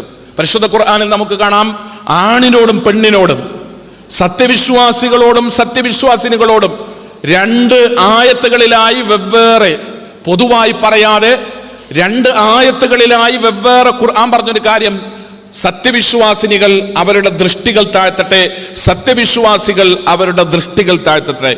അങ്ങനെ പറയണം. വഖുല്ലിൽ മുഅ്മിനീൻ വഖുല്ലിൽ മുഅ്മിനാത്ത്, സത്യവിശ്വാസികളോട് പറയണം, സത്യവിശ്വാസിനികളോട് പറയണം. എന്ത്? അവരുടെ ദൃഷ്ടികൾ അവർ താഴ്ത്തണം, കണ്ണുകൾ അവർ താഴ്ത്തണം. ഇതേ വിഷയം ആഴ്ചകൾക്ക് മുമ്പ് എറണാകുളത്തെ ടൗൺ ഹാളിൽ നമ്മൾ ചർച്ച ചെയ്തപ്പോൾ ആ ചർച്ചയിൽ പങ്കെടുത്തുകൊണ്ട് ഡോക്ടർ രജിത് കുമാർ, അദ്ദേഹത്തിന്റെ ഒരു അഭിപ്രായ പ്രകടനം അന്ന് പങ്കെടുത്ത ആളുകൾക്ക് ഓർമ്മയുണ്ടാകാം. അദ്ദേഹം പറഞ്ഞു, കാഴ്ചയിൽ നിന്ന് ഡോക്ടർ രജിത് കുമാർ അദ്ദേഹം പറഞ്ഞു വന്ന്, കാഴ്ചയിൽ നിന്ന് കാമമുണ്ടാകും, കാമം ക്രോധമായി മാറും, ആ ക്രോധം മനുഷ്യന്റെ ബോധത്തെ ഇല്ലാതെയാക്കും. അപ്പോഴാണ് ലൈംഗിക രംഗത്ത് മനുഷ്യർ മൃഗങ്ങളെ പോലെയാകുന്നത്. കാഴ്ചയിൽ നിന്ന് കാമമുണ്ടാകും. പുരുഷന്മാർക്ക് അങ്ങനെയാണ്. ഈ രംഗത്ത്, ലൈംഗിക ശാസ്ത്ര രംഗത്ത് പഠനം നടത്തിയിട്ടുള്ള ആളുകളെല്ലാം അത് സമ്മതിക്കുന്നതാണ്. അതുകൊണ്ട് തന്നെ കണ്ണുകളെ താഴ്ത്തണം, ദൃഷ്ടികളെ താഴ്ത്തണം എന്ന് പഠിപ്പിക്കുന്നു ഇസ്ലാം. അനാവശ്യമായ ലൈംഗികമായ താല്പര്യത്തോടുകൂടെയുള്ള നോട്ടങ്ങളും കാഴ്ചകളും ആണിന്റെ ഭാഗത്തുനിന്നും പെണ്ണിന്റെ ഭാഗത്തുനിന്നും ഉണ്ടായിക്കൂടാ എന്ന് പറയുന്നു ഇസ്ലാം. ആണ് പെണ്ണിനെ കാണുന്നിടത്തും പെണ്ണാണിനെ കാണുന്നിടത്തും വളരെ കൃത്യമായി റസൂലുള്ളാഹി സ്വല്ലല്ലാഹു അലൈഹി വസല്ലമയുടെ അടുത്തേക്ക് അബ്ദുല്ലാഹി ഇബ്നു ഉമ്മി മക്തും റളിയല്ലാഹു അൻഹു കയറി വരുന്നു. അബ്ദുല്ലാഹി ഇബ്നു ഉമ്മി മക്തും കയറി വരുമ്പോൾ എൻ്റെ ഓർമ്മ സഫിയ റളിയല്ലാഹു അൻഹ എന്നാണ്.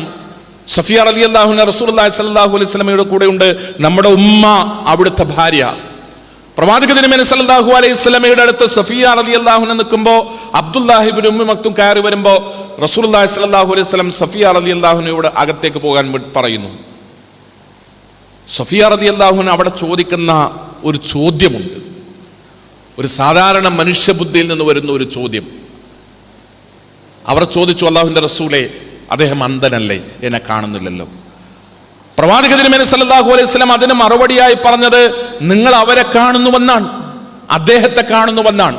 ഇവിടെ അനാവശ്യമായ നോട്ടങ്ങളും കാഴ്ചകളും ആവശ്യമില്ലെങ്കിൽ ആണായാലും പെണ്ണായാലും പരസ്പരം അതാവശ്യമില്ലെന്ന് തന്നെയാണ്. ഇനി അതിനെത്ര അപരിഷ്കൃതമെന്ന് പറഞ്ഞാലും, അതിനെത്ര പഴഞ്ചനെന്ന് പറഞ്ഞാലും, എത്ര പിന്തിരിപ്പനെന്ന് പറഞ്ഞാലും, ഇസ്ലാം ഒരു നിയമമായി മനുഷ്യനെ പഠിപ്പിച്ചിട്ടുള്ളത് അങ്ങനെ തന്നെയാണ്. കാഴ്ച തീർച്ചയായും വിശിഷ്യ പുരുഷന്മാരെ സംബന്ധിച്ചിടത്തോളം നമുക്കറിയാവുന്നതുപോലെ അത് അനേക തവണ ചർച്ച ചെയ്യപ്പെട്ടിട്ടുള്ളതാണ്. പക്ഷെ പലപ്പോഴും കാഴ്ചയെപ്പറ്റി, മനുഷ്യന്റെ നോട്ടത്തെപ്പറ്റി, മനുഷ്യന്റെ ദൃഷ്ടിയെപ്പറ്റി, അത് താഴ്ത്തേണ്ടതിനെ പറ്റി ഇസ്ലാം പറയുന്നത് ലൈംഗിക രംഗത്ത് സൂക്ഷ്മത പാലിക്കപ്പെടുന്നതിനു വേണ്ടി തന്നെയാണ്. ആ കാഴ്ചയുമായി ബന്ധപ്പെട്ട വിഷയങ്ങൾ ഇസ്ലാമികമായ പ്രമാണങ്ങൾ ഗൗരവത്തോടുകൂടെ ചർച്ച ചെയ്തിട്ടുണ്ട്. അതിനോടനുബന്ധമായിട്ടാണ് വേഷവും വസ്ത്രവിധാനവും ഒക്കെ കടന്നു വരുന്നത്. പക്ഷെ പലപ്പോഴും ഇതുമായി ബന്ധപ്പെട്ട വിവാദങ്ങൾ ഉണ്ടാകുമ്പോഴൊക്കെ ആളുകൾക്ക് ഇസ്ലാമിനെ ആക്ഷേപിക്കുന്നതൊരു ഹരമാണ്. ആളുകൾക്ക് ഇസ്ലാമിക നിയമങ്ങളെ തെരുവിൽ ചോദ്യം ചെയ്യുന്നത് വലിയ ആവേശമാണ്.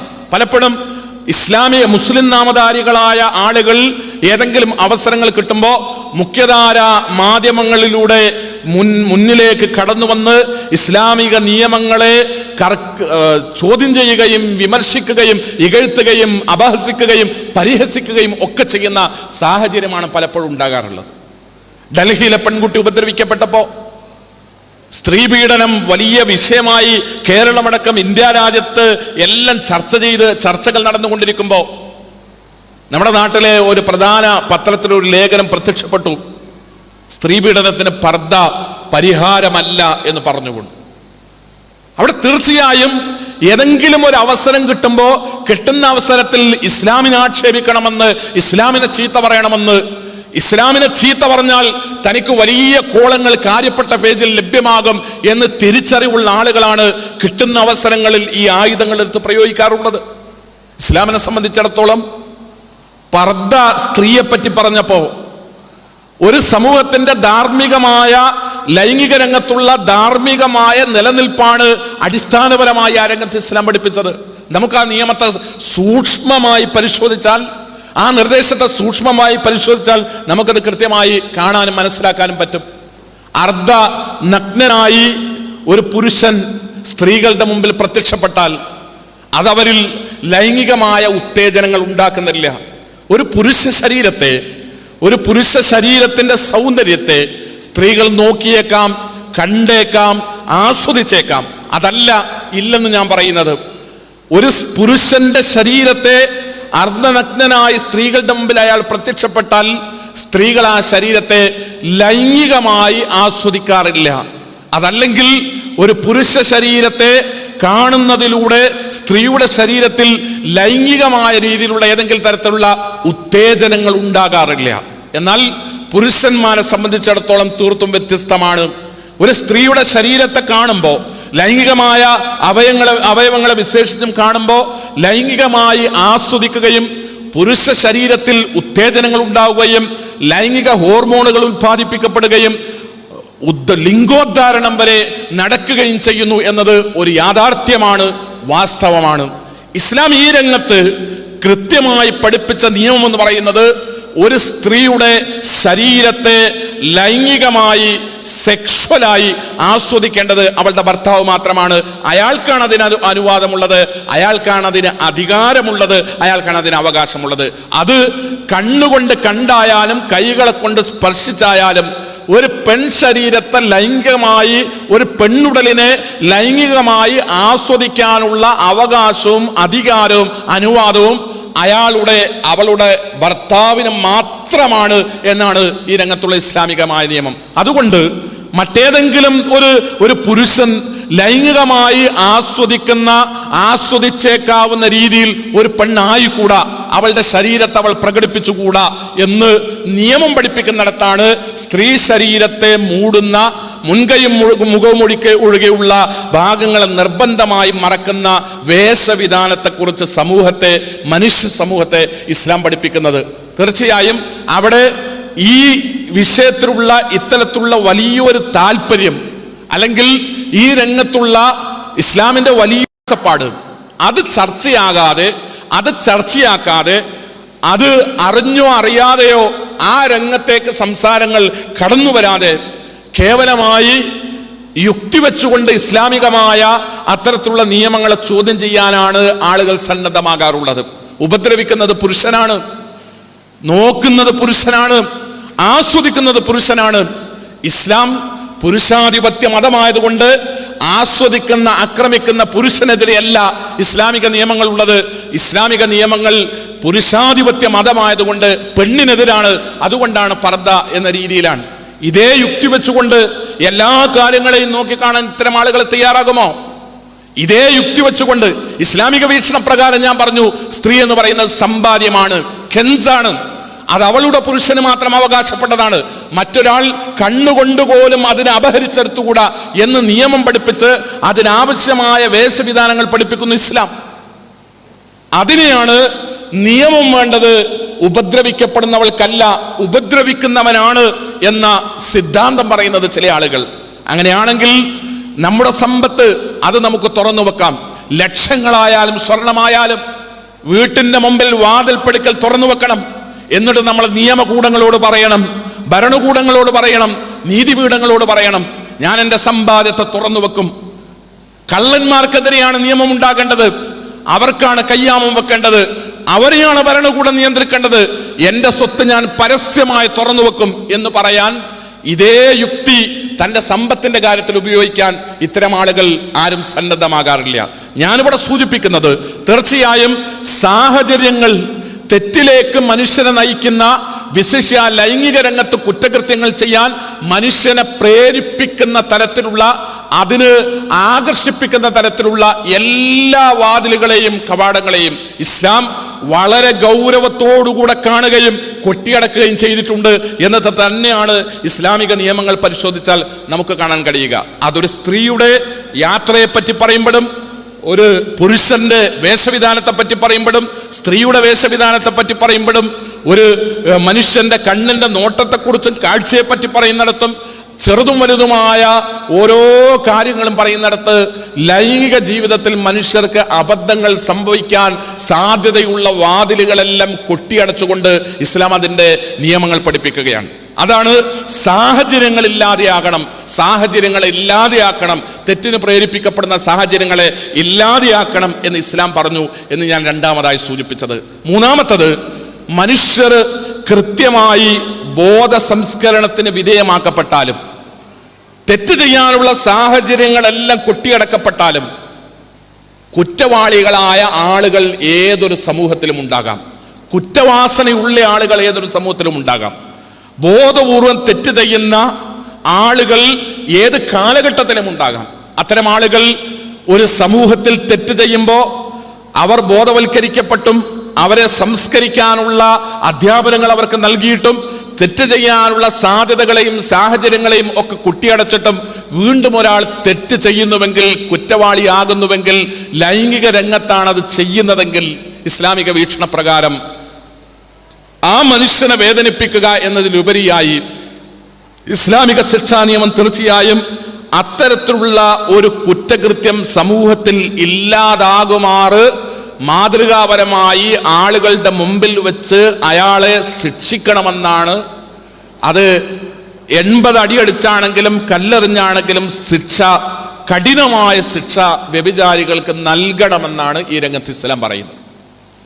അവിടെ മാരകമായ, കഠിനമായ, കടുത്ത ശിക്ഷ വ്യഭിചാരിക്ക് ഇസ്ലാം പറഞ്ഞു എന്ന കാരണം പറഞ്ഞുകൊണ്ട് കാലങ്ങളോളമായി ഇസ്ലാമിക ശിക്ഷാ നിയമങ്ങളെ ആക്ഷേപിച്ചവർ, അപരിഷ്കൃതമെന്ന് പറഞ്ഞവർ, 6-ാം നൂറ്റാണ്ടിന്റെ മനോഭാവം എന്ന് പറഞ്ഞവർ, അങ്ങനെയെല്ലാം ഇസ്ലാമിന് അതിൻ്റെ പേരിൽ താറടിച്ചവരും അപഹസിച്ചവരും ആക്ഷേപിച്ചവരും.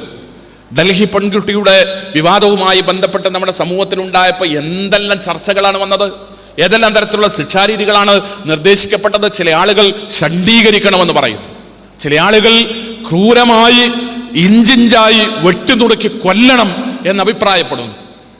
വേറെ ചില ആളുകൾ അവർക്ക് ശിക്ഷകൾ വിധിക്കുമ്പോൾ അവർ ഒരിക്കലും പുറം ലോകം കാണാത്ത വിധം കാരാഗൃഹങ്ങളിൽ അടക്കപ്പെടണം എന്ന് അഭിപ്രായപ്പെടുന്നു. പല ജാതി അഭിപ്രായങ്ങളാണ്. ഷൊർണൂരിൽ സൗമ്യ എന്ന് പറയുന്ന ഒരു പെൺകുട്ടി കൊല്ലപ്പെട്ടു. ആ പെൺകുട്ടിയുടെ സഹോദരൻ ചാനലുകളുടെ മുമ്പിൽ വന്നു, വികാരഭരിതനായി മലയാളികളുടെ മുമ്പിൽ അയാൾ പൊട്ടിത്തെറിച്ചു. ആ ചെറുപ്പക്കാരൻ എന്തേ അദ്ദേഹം പറഞ്ഞത്? ഒരായുധം കൊണ്ട് ഒരു തവണ വെട്ടിക്കൊല്ലാനല്ല, ആ പ്രതിയെ നിയമം അനുവദിക്കുന്നുവെങ്കിൽ, കോടതി സമ്മതിച്ചാൽ, പോലീസുകാർ എനിക്ക് വിട്ടുതന്നാൽ ഒരായുധം കൊണ്ട് 1000 തവണ അവനെ വെട്ടിക്കൊല്ലണമെന്നാണ് ഞാൻ ആഗ്രഹിക്കുക. അത് കുറ്റവാളി ചെയ്ത കുറ്റം കൊണ്ട് വേദന അനുഭവിക്കുന്ന ഒരുത്തന്റെ മാനസികാവസ്ഥയാണ്. ആ മാനസികാവസ്ഥയെ പരിഗണിച്ചുകൊണ്ടാണ്, എന്നാൽ പക്വമായ തീരുമാനമാണ് വ്യഭിചാരികൾക്ക്, അതല്ലെങ്കിൽ ഇത്തരത്തിലുള്ള ലൈംഗിക കുറ്റകൃത്യങ്ങൾക്ക്, അത് തെറ്റ് ചെയ്ത ആളുകൾക്ക് ശിക്ഷ പറയുമ്പോൾ ആ രംഗത്ത് ഇസ്ലാം പഠിപ്പിക്കുന്നത്. ഇസ്ലാമിനെ വിമർശിക്കുന്ന ആളുകൾ ശിക്ഷാവിധികളുമായി ബന്ധപ്പെട്ട് ഇസ്ലാം എന്നും ആക്ഷേപിക്കപ്പെട്ടിട്ടുണ്ട്. നമുക്കറിയാം, എറണാകുളത്ത് സാൽവേഷൻ നടന്നപ്പോൾ അവിടേക്ക് കയറി വന്ന മധ്യവയസ്കയായ ഒരു സ്ത്രീ, അവരിങ്ങനെ വികാരഭരിതയായി തന്നോട് സംസാരിക്കുന്ന കൗൺസിലർമാരോടൊക്കെ പൊട്ടിത്തെറിച്ചുകൊണ്ട് വളരെ വികാരഭരിതയായി സംസാരിക്കുന്നു. ഇതെന്താണ്? വെള്ളരിക്ക പട്ടണമാണോ? കട്ടവന്റെ കൈവെട്ടണമെന്നും വ്യഭിചരിച്ചവനെ എറിഞ്ഞുകൊല്ലണമെന്നൊക്കെ പറയുന്ന ഒരു ഇസ്ലാമിനെ പറ്റിയാണോ നിങ്ങൾ ഈ പരിഷ്കൃത കാലത്ത് മനുഷ്യരോട് സംസാരിച്ചു കൊണ്ടിരിക്കുന്നത് എന്നൊക്കെ ചോദിച്ചിങ്ങനെ വികാരഭരിതയായി പൊട്ടിത്തെറിച്ച് ഒരു സ്ത്രീ നമ്മുടെ കൗൺസിലിംഗ് റൂമിൽ. അവരോട് നമ്മുടെ കൗൺസിലർമാർ സംസാരിക്കുമ്പോൾ എത്ര സംസാരിച്ചാലും ഈ ഒരു ഭാഗം അവർക്ക് ബോധ്യപ്പെടുന്നില്ല. നമ്മുടെ ഒരു കൗൺസിലർ അവരോടൊരു ചോദ്യം ചോദിച്ചു. നിങ്ങൾ സങ്കല്പിക്കുക, നിങ്ങൾക്കൊരു മകളാണുള്ളത്. ചെറുപ്പം മുതൽ നിങ്ങൾ ആ കുട്ടിയെ വളരെ സ്നേഹവാത്സല്യങ്ങളോടെ പോറ്റി വളർത്തി വലുതാക്കി. അവൾ വലിയൊരു പെണ്ണായി, വിവാഹം കഴിച്ചു കൊടുക്കാനുള്ള സമയമായി. അവൾക്ക് വേണ്ടി ചെറുപ്പം മുതലേ അല്പാൽപമായി നിങ്ങൾ സമ്പാദിച്ചു, അവളുടെ വിവാഹത്തിൻ്റെ ദിവസത്തേക്ക് വേണ്ടി. നിങ്ങളങ്ങനെ സമ്പാദിച്ചു വെച്ച സമ്പാദ്യം, പണവും സ്വർണവും, അവളുടെ വിവാഹം തീരുമാനിക്കപ്പെടുന്നു. ആ വിവാഹത്തിൻ്റെ തലേ ദിവസം അവൾക്ക് വേണ്ടി നിങ്ങൾ വർഷങ്ങളോളമായി ശേഖരിച്ച സ്വർണവും പണവും നിങ്ങളുടെ വീട്ടിൽ വരുന്ന ഒരു മോഷ്ടാവ് അപഹരിച്ചെടുത്താൽ, കട്ടുകൊണ്ടുപോയാൽ, ആ കാരണം കൊണ്ട് നിങ്ങളുടെ മകളുടെ വിവാഹം മുടങ്ങിപ്പോയാൽ, ആ കളവ് നടത്തിയവനെ നിങ്ങളുടെ മുമ്പിൽ കൊണ്ടുവന്ന് നിർത്തിയാൽ അയാളെക്കുറിച്ച് നിങ്ങളുടെ അഭിപ്രായം എന്താണ്? നിശബ്ദമാകുന്നത്, അവർക്ക് അതുവരെ വികാരഭരിതയായി സംസാരിച്ചവർ താറിപ്പോകുന്നത്, തണുത്തുപോകുന്നത് ആ ഒരു ചോദ്യത്തിന് മുമ്പിലാണ്.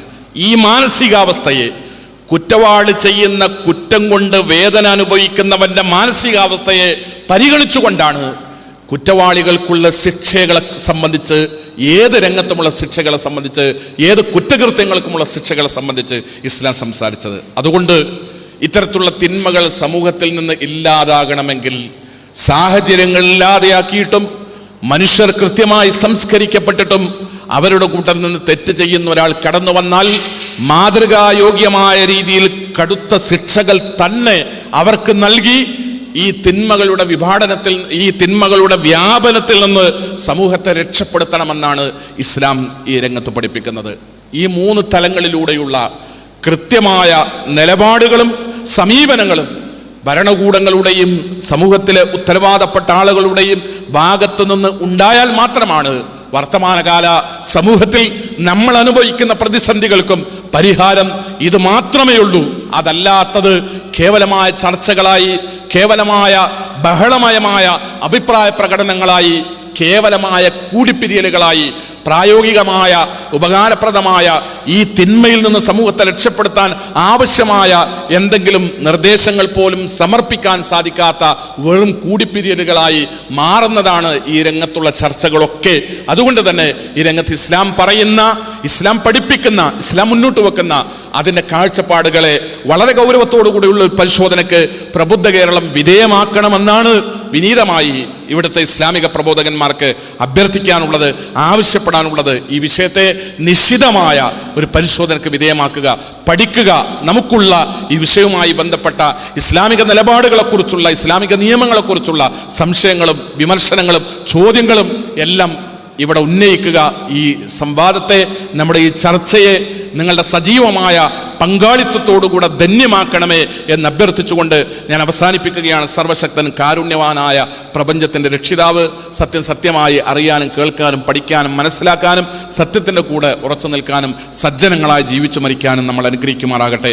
വാഖിർ ദഅവാന അൽഹംദുലില്ലാഹി റബ്ബിൽ ആലമീൻ. അസ്സലാമു അലൈക്കും വറഹ്മത്തുള്ളാഹി വബറകാതുഹു.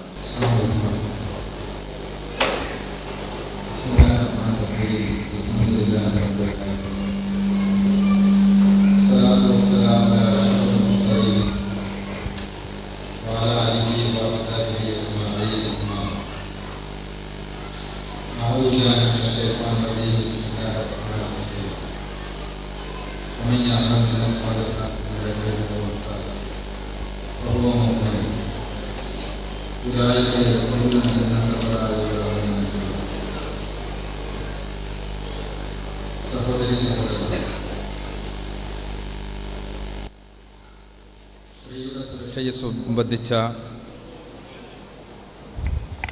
ചർച്ചകൾ നടന്നുകൊണ്ടിരിക്കുകയാണ്. സ്ത്രീ സുരക്ഷിതയല്ല എന്നെല്ലാവരും പറയുന്നു.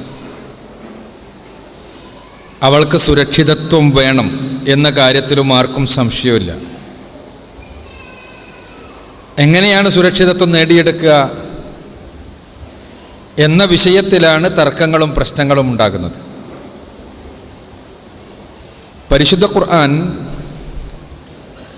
14 നൂറ്റാണ്ടുകൾക്ക് മുമ്പ് പെണ്ണിൻ്റെ സുരക്ഷയുമായി ബന്ധപ്പെട്ട് വളരെ ശ്രദ്ധേയമായ ചില പരാമർശങ്ങൾ നടത്തി. ഖുർആൻ പറഞ്ഞു, യാ അയ്യുഹൻ നബിയ്യു ഖുൽ ലി അസ്വാജിഹിന്ന വബനാതിഹിന്ന വനിസാഉൽ മുഅ്മിനീന യുദ്നീന അലൈഹിന്ന മിൻ ജലാബീബിഹിന്ന ദാലിക അദ്നാ യുഅറഫ്ന ഫലാ യുഅദൈന. പരിശുദ്ധ ഖുർആനിലെ 33-ാമത്തെ അധ്യായം സൂറത്തുൽ അഹ്സാബിൽ 59-ാമത്തെ വചനത്തിലൂടെ ഖുർആൻ പറഞ്ഞത്, പെണ്ണിന് സുരക്ഷിതത്വം വേണമെങ്കിൽ അടിസ്ഥാനപരമായി തന്നെ പെണ്ണിൻ്റെ സൗന്ദര്യം പ്രദർശന വസ്തുവാക്കപ്പെടരുത് എന്നാണ്. വസ്ത്രധാരണത്തെക്കുറിച്ച് പരിശുദ്ധ ഖുർആൻ പറയുമ്പോൾ, പ്രവാചകരെ, താങ്കളുടെ സ്ത്രീകളോടും മക്കളോടും അതേപോലെ തന്നെ സത്യവിശ്വാസികളുടെ സ്ത്രീകളോടുമെല്ലാം പറയുക, അവരുടെ ശരീരത്തിൻ്റെ മുഖവും മുൻകൈയും ഒഴിച്ചുള്ള ഭാഗം മുഴുവനും അവർ കൃത്യമായി മറച്ചുകൊള്ളട്ടെ. ദാലിക അദ്നാ യുഅറഫ്ന ഫലാ യുഅദൈന. അവർ തിരിച്ചറിയപ്പെടാനും അതോടൊപ്പം തന്നെ അവർ ആക്രമിക്കപ്പെടാതിരിക്കുവാനും അതാണ് നല്ലത്. പെണ്ണ് ആക്രമിക്കപ്പെടാതിരിക്കണമെങ്കിൽ അവളുടെ സൗന്ദര്യം കച്ചവട വസ്തുവാക്കപ്പെട്ടുകൂടാ, അവളുടെ സൗന്ദര്യം പ്രദർശിപ്പിക്കപ്പെട്ടുകൂടാ എന്ന് പരിശുദ്ധ ഖുർആൻ പറയുന്നത് 14 നൂറ്റാണ്ടുകൾക്ക് മുമ്പാണ്. ഇത് വസ്തുതയാണോ? ഇത് യാഥാർത്ഥ്യമാണോ? ഇത് പരിശുദ്ധ ഖുർആൻ 14 നൂറ്റാണ്ടുകൾക്ക് മുമ്പ് പറഞ്ഞ കാര്യം ഇന്നും എല്ലാ വേദികളിലും വെച്ച് പച്ചയായി അഭിശംസിക്കപ്പെടുന്നു, വിമർശിക്കപ്പെടുന്നു, ഏറെ പരിഹസിക്കപ്പെടുന്നു. പെണ്ണ് മറച്ചാൽ ലോകത്ത് കുഴപ്പമുണ്ടാകൂലേ എന്നാണ് ചോദ്യം. ഇവിടെയാണ് ആധുനിക കാലഘട്ടത്തിൽ എന്തുകൊണ്ടാണ് സ്ത്രീകൾക്കെതിരെ ഇത്രയും അധികം പീഡനങ്ങൾ ഉണ്ടാകുന്നത് എന്ന ചോദ്യത്തിൻ്റെ ശാസ്ത്രീയമായ ഉത്തരം പ്രസക്തമാകുന്നത്. എന്തുകൊണ്ട് പീഡനങ്ങൾ ഉണ്ടാകുന്നു?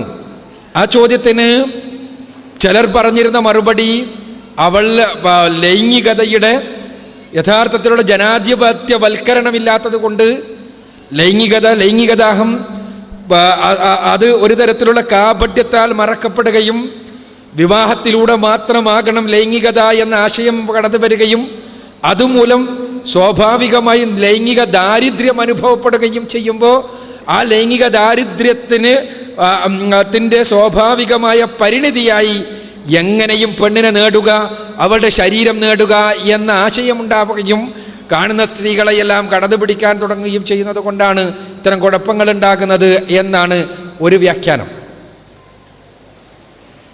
മറ്റൊരു വ്യാഖ്യാനം, ലൈംഗികത ആവശ്യത്തിന് ഉപലബ്ധമല്ലാത്ത സാമൂഹ്യ സാഹചര്യങ്ങളിൽ പെണ്ണിൻ്റെ സൗന്ദര്യമെല്ലാം തന്നെ അത് വേണ്ട രൂപത്തിൽ പ്രദർശിപ്പിക്കപ്പെടാതിരിക്കുകയും അതല്ലെങ്കിൽ പെണ്ണൊരു തരത്തിൽ അണിഞ്ഞൊരുങ്ങി ശരീരം മുഴുവനും മൂടിപ്പതച്ച് നടക്കുമ്പോൾ അവൾ ആക്രമിക്കുവാനുള്ള ഒരു തരത്തിലുള്ള അഭിവാഞ്ച വർദ്ധിക്കുകയും അതിൽ നിന്ന് അക്രമം ഉണ്ടാകുകയും ചെയ്യുന്നു എന്നുമെല്ലാം വ്യാഖ്യാനിക്കുന്ന ആളുകളുണ്ട്.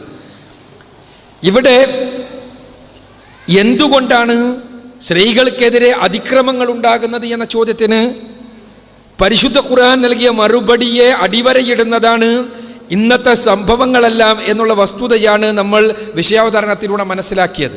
യഥാർത്ഥത്തിൽ എന്താണ് സംഗതി? നിങ്ങൾ ആലോചിച്ച് നോക്കുക. ഇവിടെ ലൈംഗികതയുടെ ജനാധിപത്യവൽക്കരണം, ഉദാരവൽക്കരണം നടന്നാൽ പെണ്ണിനെതിരെയുള്ള കുഴപ്പമില്ലാതാകുമോ? ഈ ചോദ്യത്തിന് ഇന്ന് ലോകത്തെ ഏറ്റവും അധികം ലൈംഗികതയെ ഉദാരവൽക്കരിക്കപ്പെട്ട നാടുകൾ തന്നെ മറുപടി പറയുന്നുണ്ട്. ലൈംഗികത ഏറ്റവും അധികം ഉദാരവൽക്കരിക്കപ്പെട്ട നാടുകളിൽ ഒന്നാണ് അമേരിക്ക. നമുക്കറിയാം, നമുക്കെല്ലാവർക്കും അറിയാവുന്നതാണ്, സാധനങ്ങൾ കടയിൽ പോയാൽ വാങ്ങാൻ കിട്ടുന്ന അതേ ലാഘവത്തോടു കൂടി സെക്സ് അമേരിക്കൻ മാർക്കറ്റിൽ ഉപലബ്ധമാണ്.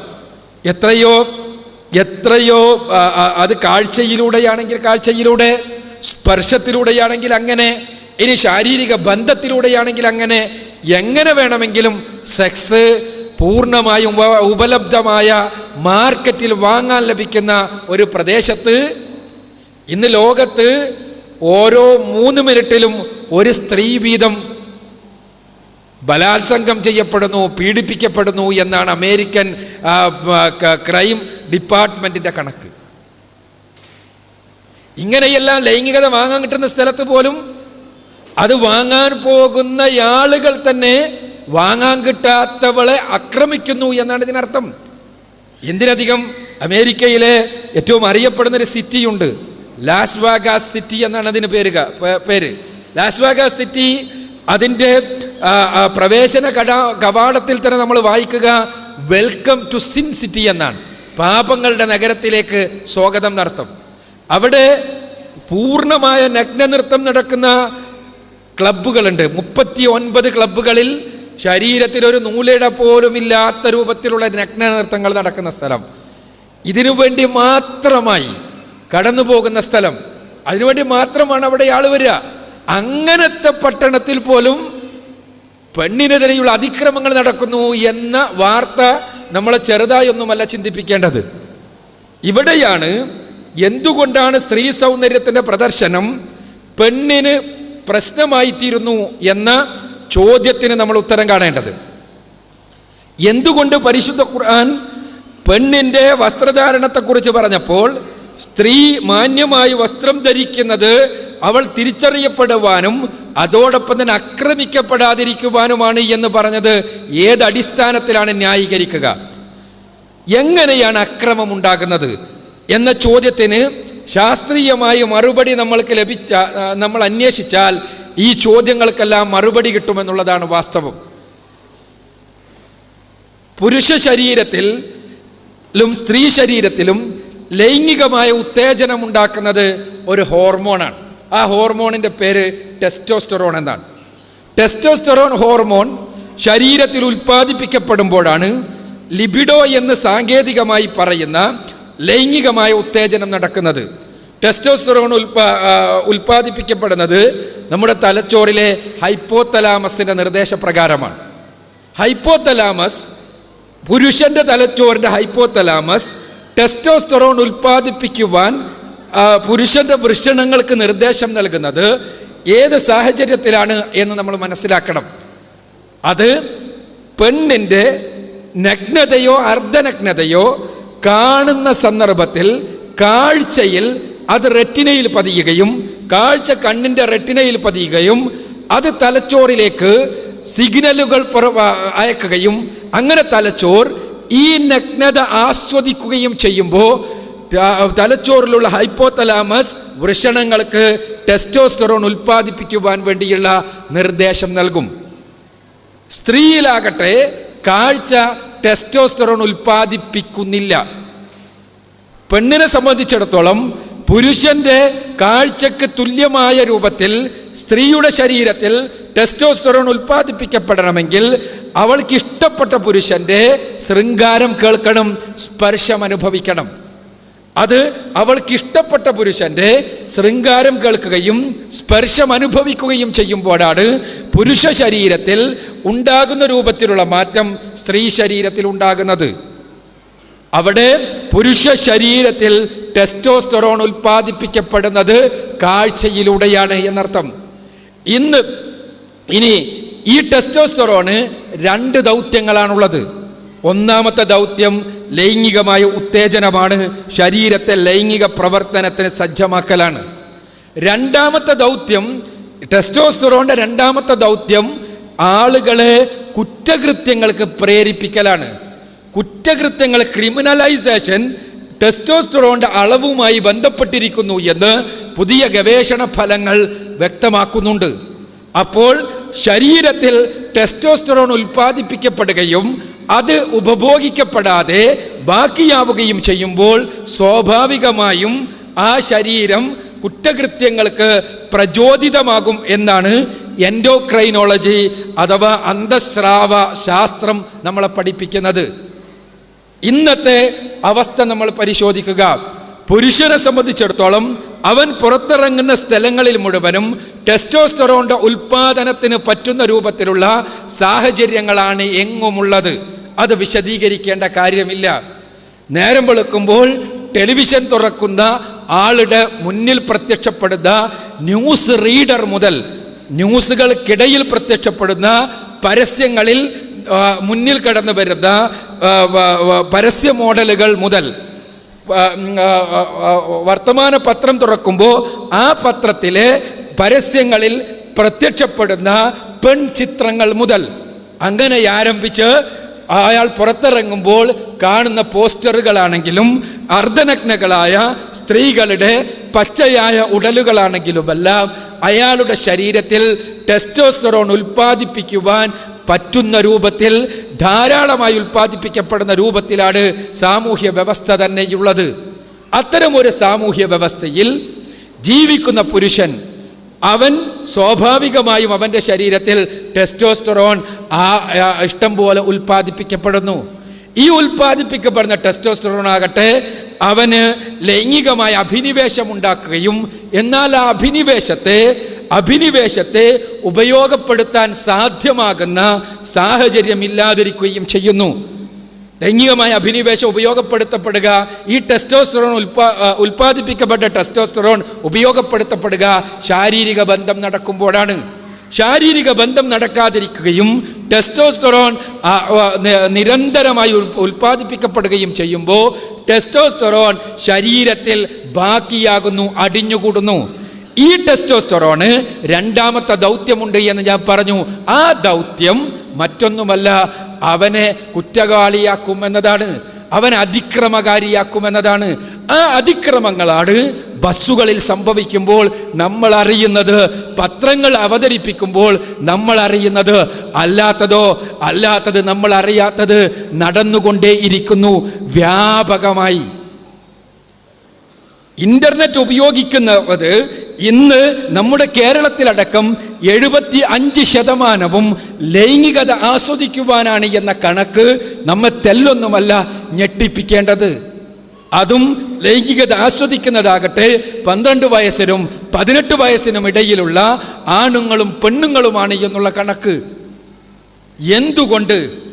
ഇനി അതുമാത്രമല്ല, യഥാർത്ഥത്തിൽ പലപ്പോഴും പെണ്ണിനെതിരെയുള്ള അതിക്രമം മാത്രമേ നമ്മൾ പീഡനങ്ങളായിത്തോളം പരിഗണിക്കുന്നുള്ളൂ.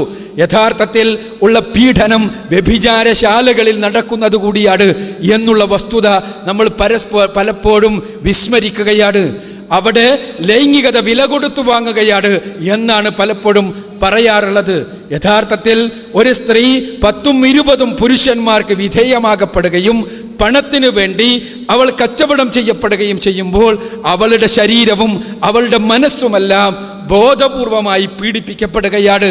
ഇത് ഈ സമൂഹത്തിലെ ടെസ്റ്റോസ്റ്ററോൺ ഉൽപ്പാദിപ്പിക്കപ്പെടുകയും അത് വേണ്ട രൂപത്തിൽ ഉപഭോഗിക്കപ്പെടാതിരിക്കുകയും ചെയ്യുമ്പോൾ ഉണ്ടാകുന്ന സാഹചര്യങ്ങളുടെ കൂടി സന്തതിയാണ്.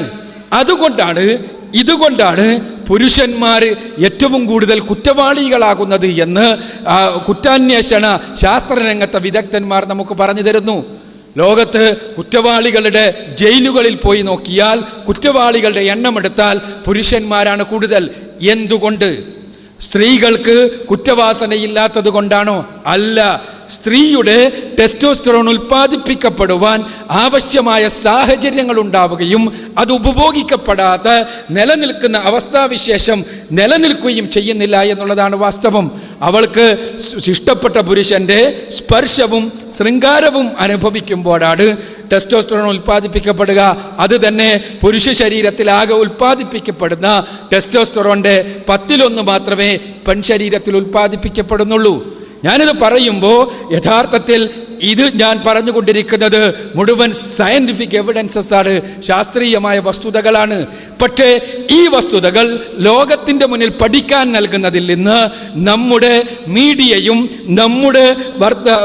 നമ്മുടെ സാമ്രാജ്യത്വവും അതേപോലെ തന്നെ നമ്മുടെ എല്ലാ പഠന മാധ്യമങ്ങളും തടഞ്ഞു നിർത്തുന്നു എന്നുള്ളതാണ് വാസ്തവം.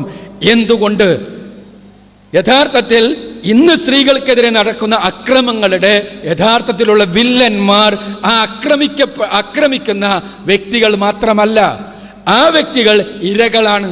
വില്ലന്മാർ ടെലിവിഷനിൽ ഈ വ്യക്തികളുടെ ശരീരത്തിൽ ഈ രൂപത്തിലുള്ള മാറ്റമുണ്ടാക്കുന്ന രൂപത്തിൽ പെണ്ണുങ്ങളെ പ്രദർശന വസ്തുവാക്കുന്നത് ആരാണോ അവരാണ് യഥാർത്ഥത്തിലുള്ള വില്ലന്മാർ. അതേപോലെ തന്നെ പൈതം മക്കൾ മുതൽ ചെറിയ കുട്ടികൾ മുതൽ അവരുടെ ശരീരത്തിൽ തിന്മകൾ വാരിക്കോരി നിറച്ച് അവരുടെ സ്വകാര്യ മുറികളിലേക്ക് ലൈംഗികാഭാസങ്ങളെ കടത്തിക്കൂട്ടി ആ ആഭാസങ്ങൾ മൂലം അവരുടെ മനസ്സിനെയും മസ്തിഷ്കത്തെയും അവരുടെ സമ്പത്തിനെയും ചൂഷണം ചെയ്യുന്നത് ആരാണോ പോർണോഗ്രഫിയിലൂടെ ചെയ്യുന്നത് അവരാണ് യഥാർത്ഥത്തിലുള്ള പ്രതികൾ. ആ പ്രതികളെ ലോകത്തിൻ്റെ മുന്നിൽ കാണിക്കുവാൻ ലോകത്തിന്, മുതലാളിത്തത്തിന്, സാമ്രാജ്യത്വത്തിന്, നമ്മുടെ കച്ചവടത്തിൽ അധിഷ്ഠിതമായ സംസ്കാരത്തിന് സാധ്യമല്ല.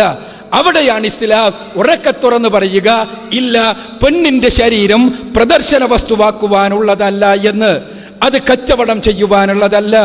അത് കച്ചവടം ചെയ്യണം എന്ന് പറയുന്ന ആശയത്തോട് ഏത് തലത്തിലും ഇസ്ലാം വിയോജിക്കുന്നതും വിമർശിക്കുന്നതും രാജിയാകാതിരിക്കുന്നതും സന്ധിയില്ലാതെ സമരം ചെയ്യുന്നതും ഇതുകൊണ്ടാണ്. പെണ്ണിനോട് അവൾ മാന്യമായി വസ്ത്രം ധരിക്കണമെന്ന് പറയുന്ന ഇസ്ലാം യഥാർത്ഥത്തിൽ പെണ്ണിന് യഥാരൂപത്തിലുള്ള അവകാശങ്ങൾ നൽകുകയാണ് ചെയ്യുന്നത്.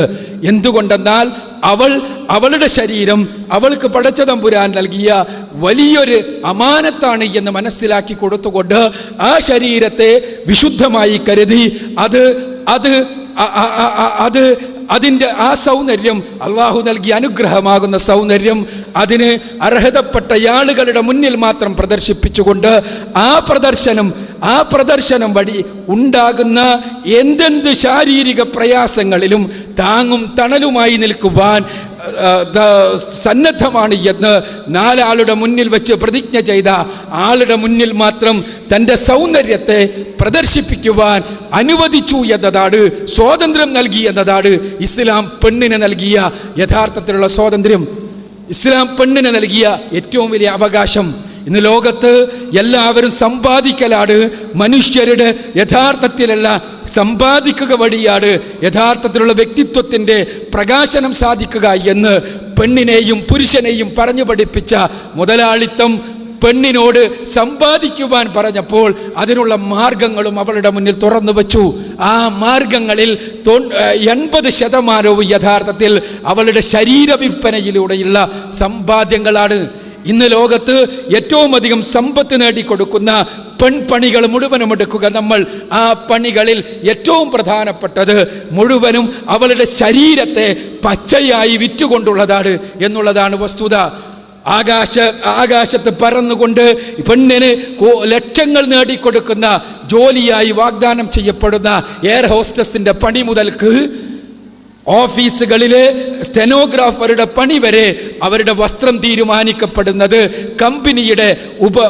കമ്പനിയുടെ ഉപഭോക്താക്കളുടെ താല്പര്യമനുസരിച്ചാകുമ്പോൾ അവളുടെ സൗന്ദര്യമാണ് യഥാർത്ഥത്തിൽ അവൾക്ക് കച്ചവടം ചെയ്യപ്പെടുകയും ആ സൗന്ദര്യം കച്ചവടം ചെയ്യുന്നതിനാണ് അവൾക്ക് മാസത്തിൽ ശമ്പളം ലഭിക്കുകയും ചെയ്യുന്നത് എന്നുള്ളതാണ് വാസ്തവം.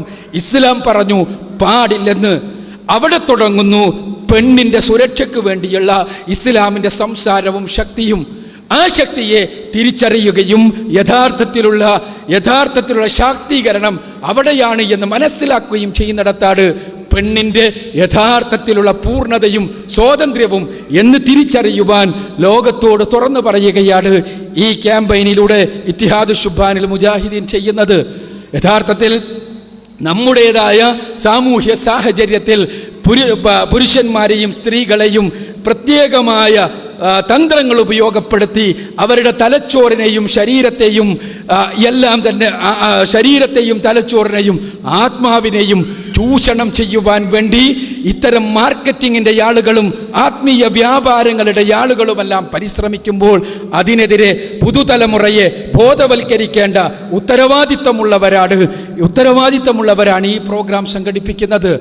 ഈ ഉത്തരവാദിത്വത്തിൻ്റെ നിർവഹണം എന്നുള്ള രൂപത്തിൽ കൂടിയാണ് യഥാർത്ഥത്തിൽ പ്രൊഫഷണൽ വിദ്യാർത്ഥികൾക്ക് വേണ്ടി മാത്രമായി ഈ മാസം 8, 9, 10 തീയതികളിൽ കോഴിക്കോട് വെച്ച് വലിയൊരു പ്രൊഫഷണൽ വിദ്യാർത്ഥികളുടെ സമ്മേളനം നടക്കുന്നത്.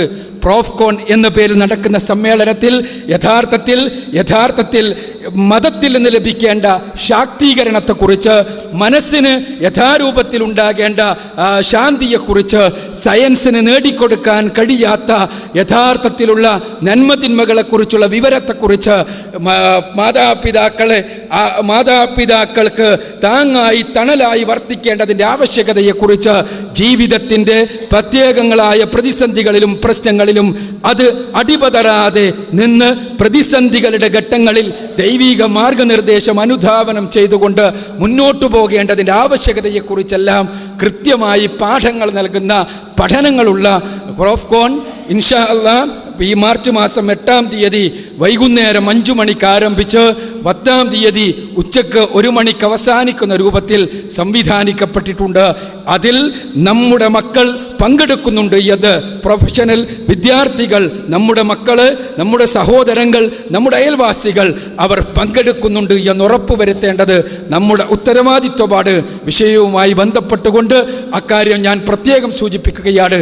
എന്തുകൊണ്ടെന്നാൽ ഇവിടെയെല്ലാം തന്നെ ഇസ്ലാമിൻ്റെ പ്രസക്തി ലോകം വിളിച്ചു പറഞ്ഞുകൊണ്ടിരിക്കുമ്പോൾ നമ്മളത് തിരിച്ചറിയുകയും ഈ സുരക്ഷിതത്വം യഥാർത്ഥത്തിലുള്ള സുരക്ഷിതത്വം, അത് മനസ്സിനും ശരീരത്തിനുമുള്ള സുരക്ഷിതത്വം, അത് നമുക്ക് ഇതുവഴി മാത്രമേ ദൈവികമായ മാർഗനിർദ്ദേശങ്ങൾ അനുധാവനം ചെയ്യുക വഴി മാത്രമേ ഖുർആനിൻ്റെയും സുന്നത്തിൻ്റെയും പൂർണ്ണമായ അർത്ഥത്തിലുള്ള പിന്തുടരലുകൾ വഴി മാത്രമേ സാധിക്കുകയുള്ളൂ എന്നുള്ള വസ്തുത തിരിച്ചറിയുകയും നമ്മുടെ പുതിയ തലമുറക്ക് അത് പകർന്നു കൊടുക്കുകയും ചെയ്യേണ്ടതുണ്ട് എന്നതുകൊണ്ടാണ് ഞാൻ പ്രോഫ്കോണിനെ കുറിച്ച് പ്രത്യേകമായി ഇവിടെ എടുത്തു പറഞ്ഞത്. നിങ്ങളുടെ തുറന്ന സംസാരങ്ങൾക്ക്, ചർച്ചകൾക്ക്, പഠനങ്ങൾക്ക്, വിമർശനങ്ങൾക്ക് വേണ്ടി ഈ വിഷയം നിങ്ങളുടെ മുന്നിൽ സമർപ്പിച്ചുകൊണ്ട് ഞാൻ അവസാനിപ്പിക്കുന്നു. വാഖിറു ദഅ്വാനാ അൽഹംദുലില്ലാഹി റബ്ബിൽ ആലമീൻ. അസ്സലാമു അലൈക്കും.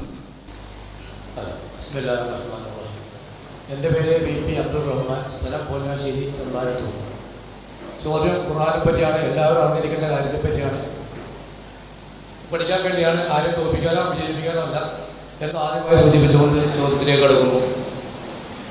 ഖുർആൻ 114 അധ്യായമാണ്, 6666 ആയത്തുകൾ. ഇത്രയും ഭാഗങ്ങൾ അറിയാം ഏകദേശം ഇവിടെ ഇരിക്കുന്ന 75% ആളുകൾക്ക്. എന്നാൽ ചോദ്യം, എത്ര പദങ്ങൾ ഖുർആനിലുണ്ട്? ആ പദങ്ങളിൽ എത്ര അക്ഷരങ്ങളുണ്ട്? പ്രസക്തമായ ചോദ്യം. 114 അധ്യായത്തിൽ ഈ പറയപ്പെട്ട അക്ഷരങ്ങൾ അള്ളാഹ് എന്ന വാക്ക് എത്രയുണ്ട്? അള്ളാഹുവിന് വേണ്ടി അള്ളാഹ് ഇരിക്കുന്ന ഖുർആൻ വഴി നമ്മൾ എത്തിക്കപ്പെട്ടു. ആ ഖുർആനിൽ അള്ളാഹ് ലില്ലാഹി എന്നല്ല, അള്ളാഹ് ഇന്നല്ലാഹ മഅസ് സാബിരീൻ എന്ന് പറയുന്ന അള്ളാഹ് എന്ന പദം എത്രയുണ്ട്? അബ്ദുറഹ്മാൻ സാഹിബ് ചോദിച്ചിരിക്കുന്ന ചോദ്യം, നിങ്ങൾ ഖുർആനിലെ അക്ഷരങ്ങളെയും അള്ളാഹ് എന്ന പദത്തെയും അല്ല എത്ര എങ്ങനെയാണെന്നല്ല. ഇതൊരു ക്വിസ് മത്സരമല്ല അബ്ദുറഹ്മാൻ സാഹിബ്, അത് ക്വിസിൽ ചോദിക്കേണ്ട ചോദ്യമാണ്. ഞാനിവിടെ അതിന് ആൻസർ ചെയ്താൽ ഇനിയും അതേപറ്റി ചോദ്യങ്ങളാണ് വരിക. എൻ്റെ സുഹൃത്ത് ചോദ്യത്തിൽ സൂചിപ്പിച്ച ഒരു അബദ്ധം മാത്രം പറയുകയാണ് ഞാനിവിടെ. തീർച്ചയായും അങ്ങനത്തെ ഒരു പരിപാടിയല്ല ഇത്. ഞങ്ങളത് മനസ്സിലാക്കണം അബ്ദുറഹ്മാൻ സാഹിബ്. ഒന്നാമത് പരിശുദ്ധ ഖുർആനിൽ 6666 ആയത്തുകളുണ്ട് എന്ന് പറയുന്നതിന് അബദ്ധമാണ്. 6666 ആയത്തുകൾ പരിശുദ്ധ ഖുർആനിലില്ല. ഖുർആനിൽ 6324 ആയത്തുകളാണുള്ളത്.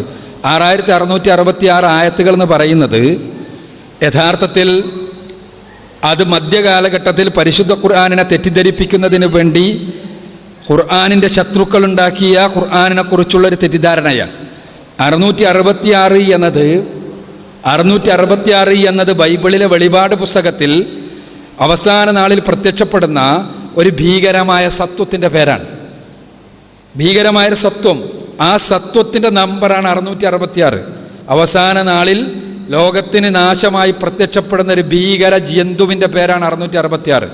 ഈ 666മായി പരിശുദ്ധ ഖുർആനെ ബന്ധപ്പെടുത്താൻ വേണ്ടി, അഥവാ ഖുർആൻ അവസാന നാളിൽ പ്രത്യക്ഷപ്പെട്ട ഈ ഭീകരസത്വമായ മുഹമ്മദ് നബി സല്ലല്ലാഹു അലൈഹി വസല്ലമയുടേതാണ് എന്ന് വരുത്തി തീർക്കുന്നതിന് വേണ്ടി അള്ളാഹു നമ്മൾക്ക് പുറത്തു തരട്ടെ. ഭീകരസത്വമല്ല റസൂലുള്ളാഹി സ്വല്ലല്ലാഹു അലൈഹി വസല്ലം, അവരുടെ ആരോപണമാണ് ഞാൻ പറഞ്ഞത്. അത് വരുത്തി തീർക്കുന്നതിന് വേണ്ടി ക്രൈസ്തവ മിഷനറിമാർ മധ്യകാലഘട്ടത്തിൽ തെറ്റിദ്ധാരണാജനകമായി മുസ്ലിങ്ങളെ അടക്കം പഠിപ്പിച്ച ഒരു തെറ്റായ വിശ്വാസമാണ്, തെറ്റായ ചിന്തയാണ് പരിശുദ്ധ ഖുർആനിൽ 6666 ആയത്തുകളുണ്ട് എന്നത് തെറ്റാണത്. പരിശുദ്ധ ഖുർആനിൽ അത്ര ആയത്തുകളില്ല. ഈ നമ്പറുകൾ നോക്കേണ്ടി വരും. ഞാൻ പറഞ്ഞല്ലോ, അതൊരു ക്വിസ് മത്സരമല്ല. അതുകൊണ്ട് തന്നെ അത് ആ രൂപത്തിലുള്ള ചോദ്യങ്ങളല്ല നമ്മൾ പ്രതീക്ഷിക്കുന്നത്. അസ്സലാമു അലൈക്കും. എൻ്റെ പേര് ജവാദ് എന്നാണ്. ഞാൻ കൊണ്ടോട്ടി സ്വദേശിയാണ്. എൻ്റെ ചോദ്യം, ഇസ്ലാം വളരെ വ്യക്തമായ ഒരു ഡ്രസ് കോഡ് സ്ത്രീകളെ സംബന്ധിച്ചിടത്തോളം പറയുന്നുണ്ട്. എന്നാൽ നിങ്ങൾ പറഞ്ഞതുപോലെ പുരുഷനിൽ അവൻ്റെ വികാരം ഗുണപ്പെടാൻ സ്ത്രീയുടെ നഗ്നതയോ അല്ലെങ്കിൽ അർദ്ധനഗ്നതയോ കാണുന്നതും അല്ലെങ്കിൽ അതുമായി ബന്ധപ്പെട്ട പിക്ചറുകൾ കാണുന്നതിനോടുകൂടി പുരുഷനിൽ ഈ വികാരം ഇടപെടുന്നു എന്ന്. ഇത് മാത്രമാണോ ഇന്ന് ലോകത്ത് അല്ലെങ്കിൽ ഇന്ത്യയിൽ ഇന്ന് വരെ പത്രത്തിൽ കണ്ട ഈ പീഡനങ്ങൾക്ക്, സ്ത്രീ പീഡനങ്ങൾക്ക് കാരണം? അങ്ങനെ ആണ് എങ്കിൽ 6 വയസ്സ് അല്ലെങ്കിൽ 6 മാസം പ്രായമുള്ള കുട്ടിയെ പീഡിപ്പിക്കുന്ന 72കാരനും 72കാരൻ്റെ വാർത്തയും നമ്മൾ കേട്ടതാണ്. അങ്ങനെയാണെങ്കിൽ ഈ 6 മാസമുള്ള പ്രായമുള്ള കുട്ടിയെ എങ്ങനെ നമ്മൾ ഡ്രസ് ധരിപ്പിക്കും? ഡ്രസ് കോഡ് മാത്രമാണോ? എൻ്റെ ചോദ്യം ഇതാണ്, ഡ്രസ് കോഡ് മാത്രമാണോ സ്ത്രീ പീഡനത്തിന് കാരണമാകുന്നത്? സുഹൃത്തിൻ്റെ ചോദ്യം, ഡ്രസ് കോഡ് മാത്രമാണോ സ്ത്രീപീഡനത്തിൻ്റെ കാരണമാകുന്നത്? അങ്ങനെയാണെങ്കിൽ 6 മാസമുള്ള കുട്ടീനെ പീഡിപ്പിക്കുന്ന ആണുങ്ങളും 72കാരനുണ്ടല്ലോ എന്നാണ്.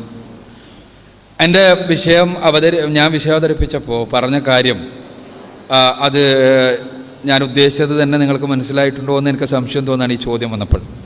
യഥാർത്ഥത്തിൽ ഞാൻ പറയാൻ ഉദ്ദേശിച്ച കാര്യം, ഒരു പെണ്ണിനെതിരെ അക്രമം നടക്കുന്നത് ആ പെണ്ണിൻ്റെ ഡ്രസ് കോഡ് കൊണ്ട് എന്നല്ല, മറിച്ച് സമൂഹത്തിൽ മൊത്തത്തിൽ ഉണ്ടാകുന്ന ഒരു വസ്തുത. സമൂഹത്തിൽ സെക്സ് എന്നുള്ളത്, നഗ്നത എന്നുള്ളത്, അർദ്ധനഗ്നത എന്നുള്ളത് വ്യാപകമാണ്. ആ അർദ്ധനഗ്നത വ്യാപകമായതുകൊണ്ട് അത് സ്ത്രീകളുടെ ഡ്രസ് കോഡിൽ മാത്രമല്ല, ഡ്രസ് കോഡിലുണ്ട്, പരസ്യങ്ങളിലുണ്ട്, ടെലിവിഷനിലുണ്ട്, അതേപോലെ തന്നെ പത്രമാധ്യമങ്ങളിലുണ്ട്, പുറത്തിറങ്ങിയാൽ പിന്നെ പോസ്റ്ററുകളിലുണ്ട്, ഇനി ഹോർഡിങ്ങുകളിലുണ്ട്, ഇനി പിന്നെ സിനിമകളിലും അങ്ങനെയുണ്ട്, പോർണോഗ്രഫി അങ്ങനെ പോകുന്ന ആളുകൾക്ക് അങ്ങനെയുണ്ട്. ഇങ്ങനെ എവിടെ എടുത്തു നോക്കിയാലും പുരുഷ ലൈംഗികതയെ പ്രലോഭിപ്പിക്കുന്ന കാഴ്ചകൾ തന്നെയാണ് എല്ലായിടത്തും. ആ കാഴ്ചകൾ സംഭവിക്കുന്നത് കൊണ്ട് സ്വാഭാവികമായും ഞാൻ നേരത്തെ സൂചിപ്പിച്ചു, പുരുഷ ശരീരം, ആ ശരീരം ടെസ്റ്റോസ്റ്ററോൺ എന്ന ഹോർമോൺ ഉൽപ്പാദിപ്പിക്കുകയും ആ ഹോർമോൺ ഉപയോഗിക്കപ്പെടാതെ ബാക്കിയാകുന്ന അവസ്ഥാവിശേഷം ഉണ്ടാവുകയും ചെയ്യുന്നു. ഇത് സ്വാഭാവികമായും ഏത് സമയത്തും പൊട്ടിത്തെറിക്കാൻ പറ്റുന്ന രൂപത്തിൽ പുരുഷനായിത്തീരുന്നു. ഈ ആയിത്തീരലിൻ്റെ ഒരു സ്വാഭാവിക പരിണതിയാണ് പലപ്പോഴും എവിടെയുമുള്ള സ്ത്രീ പീഡനങ്ങൾക്ക് അടിസ്ഥാനപരമായി പിന്നിലെന്നാണ് ഞാൻ പറഞ്ഞത്. അത് മാത്രമാണ് കാരണമെന്നല്ല. തീർച്ചയായും ഇങ്ങനെ സ്ത്രീകൾ മുഴുവനും പൂർണ്ണമായും വസ്ത്രം ധരിച്ച് നടക്കുന്ന സമൂഹത്തിലും പെണ്ണിനെതിരെയുള്ള അക്രമങ്ങൾ ഉണ്ടാകാം. പക്ഷേ ആ അക്രമങ്ങൾ തടയാൻ വേണ്ടിയാണ് ഇസ്ലാമിൽ നിയമമുള്ളത്. ഇസ്ലാമിൽ വെറുതെ ഉപദേശം മാത്രമല്ല ഉള്ളത്, വസ്ത്രധാരണം മാത്രമല്ല പറഞ്ഞത്, മറിച്ച് ഇങ്ങനെ വ്യഭിചരിക്കുന്ന സ്ത്രീക്കാണെങ്കിലും പുരുഷനാണെങ്കിലും കൃത്യമായ നിയമം, ബലാത്സംഗമാണെങ്കിൽ അതിന് കൃത്യമായ നിയമം. ഈ നിയമങ്ങളെല്ലാം എന്തുകൊണ്ടുണ്ടായത്? ഇങ്ങനെയെല്ലാം ഉണ്ടെങ്കിൽ തന്നെയും പെണ്ണിനെതിരെയുള്ള അതിക്രമങ്ങൾ നടക്കാം. പക്ഷെ നമ്മുടെ സമൂഹത്തിൽ ഞാൻ സൂചിപ്പിച്ചു, അമേരിക്കയെ പോലുള്ളൊരു നാട്ടിൽ ഓരോ 3 മിനിറ്റിലും പെണ്ണിനെതിരെ ഓരോ പീഡന ശ്രമങ്ങൾ നടക്കുന്നു. അങ്ങനെ ആകുന്നതിന് കാരണം ഇങ്ങനെ ലൈംഗികവൽക്കരിക്കപ്പെട്ട സാമൂഹ്യ ഘടനയാണ്. ആ ഘടനയാണ് ഉടച്ചു വാർക്കേണ്ടത്. അത് 6 മാസക്കാരിയുടെ വസ്ത്രം മാത്രം മാറ്റിയതുകൊണ്ട് കാര്യമില്ല. അവരുടെ വസ്ത്രമല്ല പ്രശ്നം. തീർച്ചയായും 6 മാസക്കാരിയെ മാത്രം മുന്നിൽ കാണുകയും അവനെ സംബന്ധിച്ചിടത്തോളം അവൻ്റെ ടെസ്റ്റോസ്റ്ററോൺ ലെവൽ അവനെ കൺട്രോൾ ചെയ്യുന്നതിനപ്പുറത്താവുകയും ചെയ്യുമ്പോൾ അതിന് പുരുഷനെ ന്യായീകരിക്കൊന്നുമല്ല. ഇതുണ്ടാവുമ്പോൾ അയാളുടെ ധാർമ്മികത അയാളെ തടഞ്ഞു നിർത്താതാകുമ്പോൾ കിട്ടുന്ന അവസരങ്ങൾ മുഴുവൻ ഉപയോഗിക്കാൻ അയാൾ ദൃഷ്ടമാകുന്നു. അത് പീഡോഫീലിയയിലേക്ക് അത്തരം ആളുകൾ പോകുന്നു. പീഡോഫീലിയ എന്ന് പറഞ്ഞാൽ ശിശുകാമം. അത് കുട്ടികളെ കാമിക്കുന്നതിലേക്ക് പോകുന്നു. മറ്റു ചിലരോ അത് സ്വവർഗരതിയിലേക്ക് പോകുന്നു, സൊഡോബിയിലേക്ക്, ലെസ്ബിയനിസത്തിലേക്ക് പോകുന്നു. മറ്റു ചിലർ ഇതല്ലാത്ത മറ്റു മാർഗങ്ങൾ കാണുന്നു. ഏതായിരുന്നാലും പുരുഷ ലൈംഗികതയെ ത്രസിപ്പിക്കുകയും ഉത്തേജിപ്പിക്കുകയും ചെയ്യുന്ന ആധുനിക സംസ്കാരമാണ്. ഏതെങ്കിലും പെൺകുട്ടികളുടെ വസ്ത്രധാരണമെന്നല്ല, ആധുനിക സംസ്കാരമാണ് യഥാർത്ഥത്തിൽ ഇവിടെ പ്രതിക്കൂട്ടിൽ നിൽക്കുന്ന ഒന്നാമത്തെ പ്രതി. ഇങ്ങനെയല്ല ആധുനിക സംസ്കാരമാണെങ്കിലും നമ്മളങ്ങനെ ആകണോ? ആകാൻ പാടില്ല. അതിനാണ് മതപരമായ നിയമങ്ങളുള്ളത്. ഇസ്ലാം പഠിപ്പിച്ച അതുകൊണ്ടാണ്. നിങ്ങൾക്ക് പ്രലോഭനം ഉണ്ടാകാം, അതുകൊണ്ട് നിങ്ങൾ കണ്ണ് താഴ്ത്തിയേ പറ്റൂ. കണ്ണാണ് താഴ്ത്താൻ പറഞ്ഞത്. ഒരു പെണ്ണിനോടും കണ്ണ് താഴ്ത്താൻ പറഞ്ഞു. എന്തേ കാര്യം? പെണ്ണിന് ഈ രൂപത്തിൽ അക്രമവാസന ഉണ്ടാകുന്നുള്ളത് കൊണ്ടോ അല്ലെങ്കിൽ ഉത്തേജനം ഉള്ളത് കൊണ്ടോ അല്ല, ആഗ്രഹങ്ങൾ ഉണ്ടാകാം. പുരുഷ ശരീരത്തെ കാണുമ്പോൾ അത് പുരുഷ ശരീരത്തെ ഇഷ്ടപ്പെട്ട പുരുഷനെ കാണുമ്പോൾ പെണ്ണിനും ആഗ്രഹങ്ങൾ വരാം. പക്ഷെ പെണ്ണിൻ്റെ ആഗ്രഹത്തെ പോലെയല്ല പുരുഷൻ്റേത് എന്ന് നമുക്കറിയാം.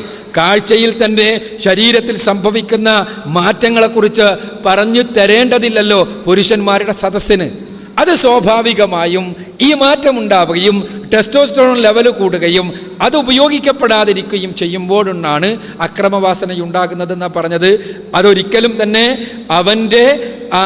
അവൻ്റെ ചോയ്സിനെ, അവൻ തെരഞ്ഞെടുപ്പിനെ ന്യായീകരിക്കുന്നതിന് വേണ്ടിയല്ല. അതുകൂടി മനസ്സിലാക്കുക. അവൻ തെറ്റ് ചെയ്താൽ തെറ്റുകാരൻ അവൻ തന്നെയാണ്. ആ സാഹചര്യങ്ങൾക്കെതിരെ പോരാടാനാണ് അവൻ ശ്രമിക്കേണ്ടത്. പക്ഷേ ആ സാഹചര്യങ്ങൾ സൃഷ്ടിച്ചവർ കൂടി യഥാർത്ഥത്തിൽ ഇതിന് പ്രതിക്കൂട്ടിൽ നിൽക്കുന്നു എന്നാണ് ഞാൻ പറഞ്ഞത്.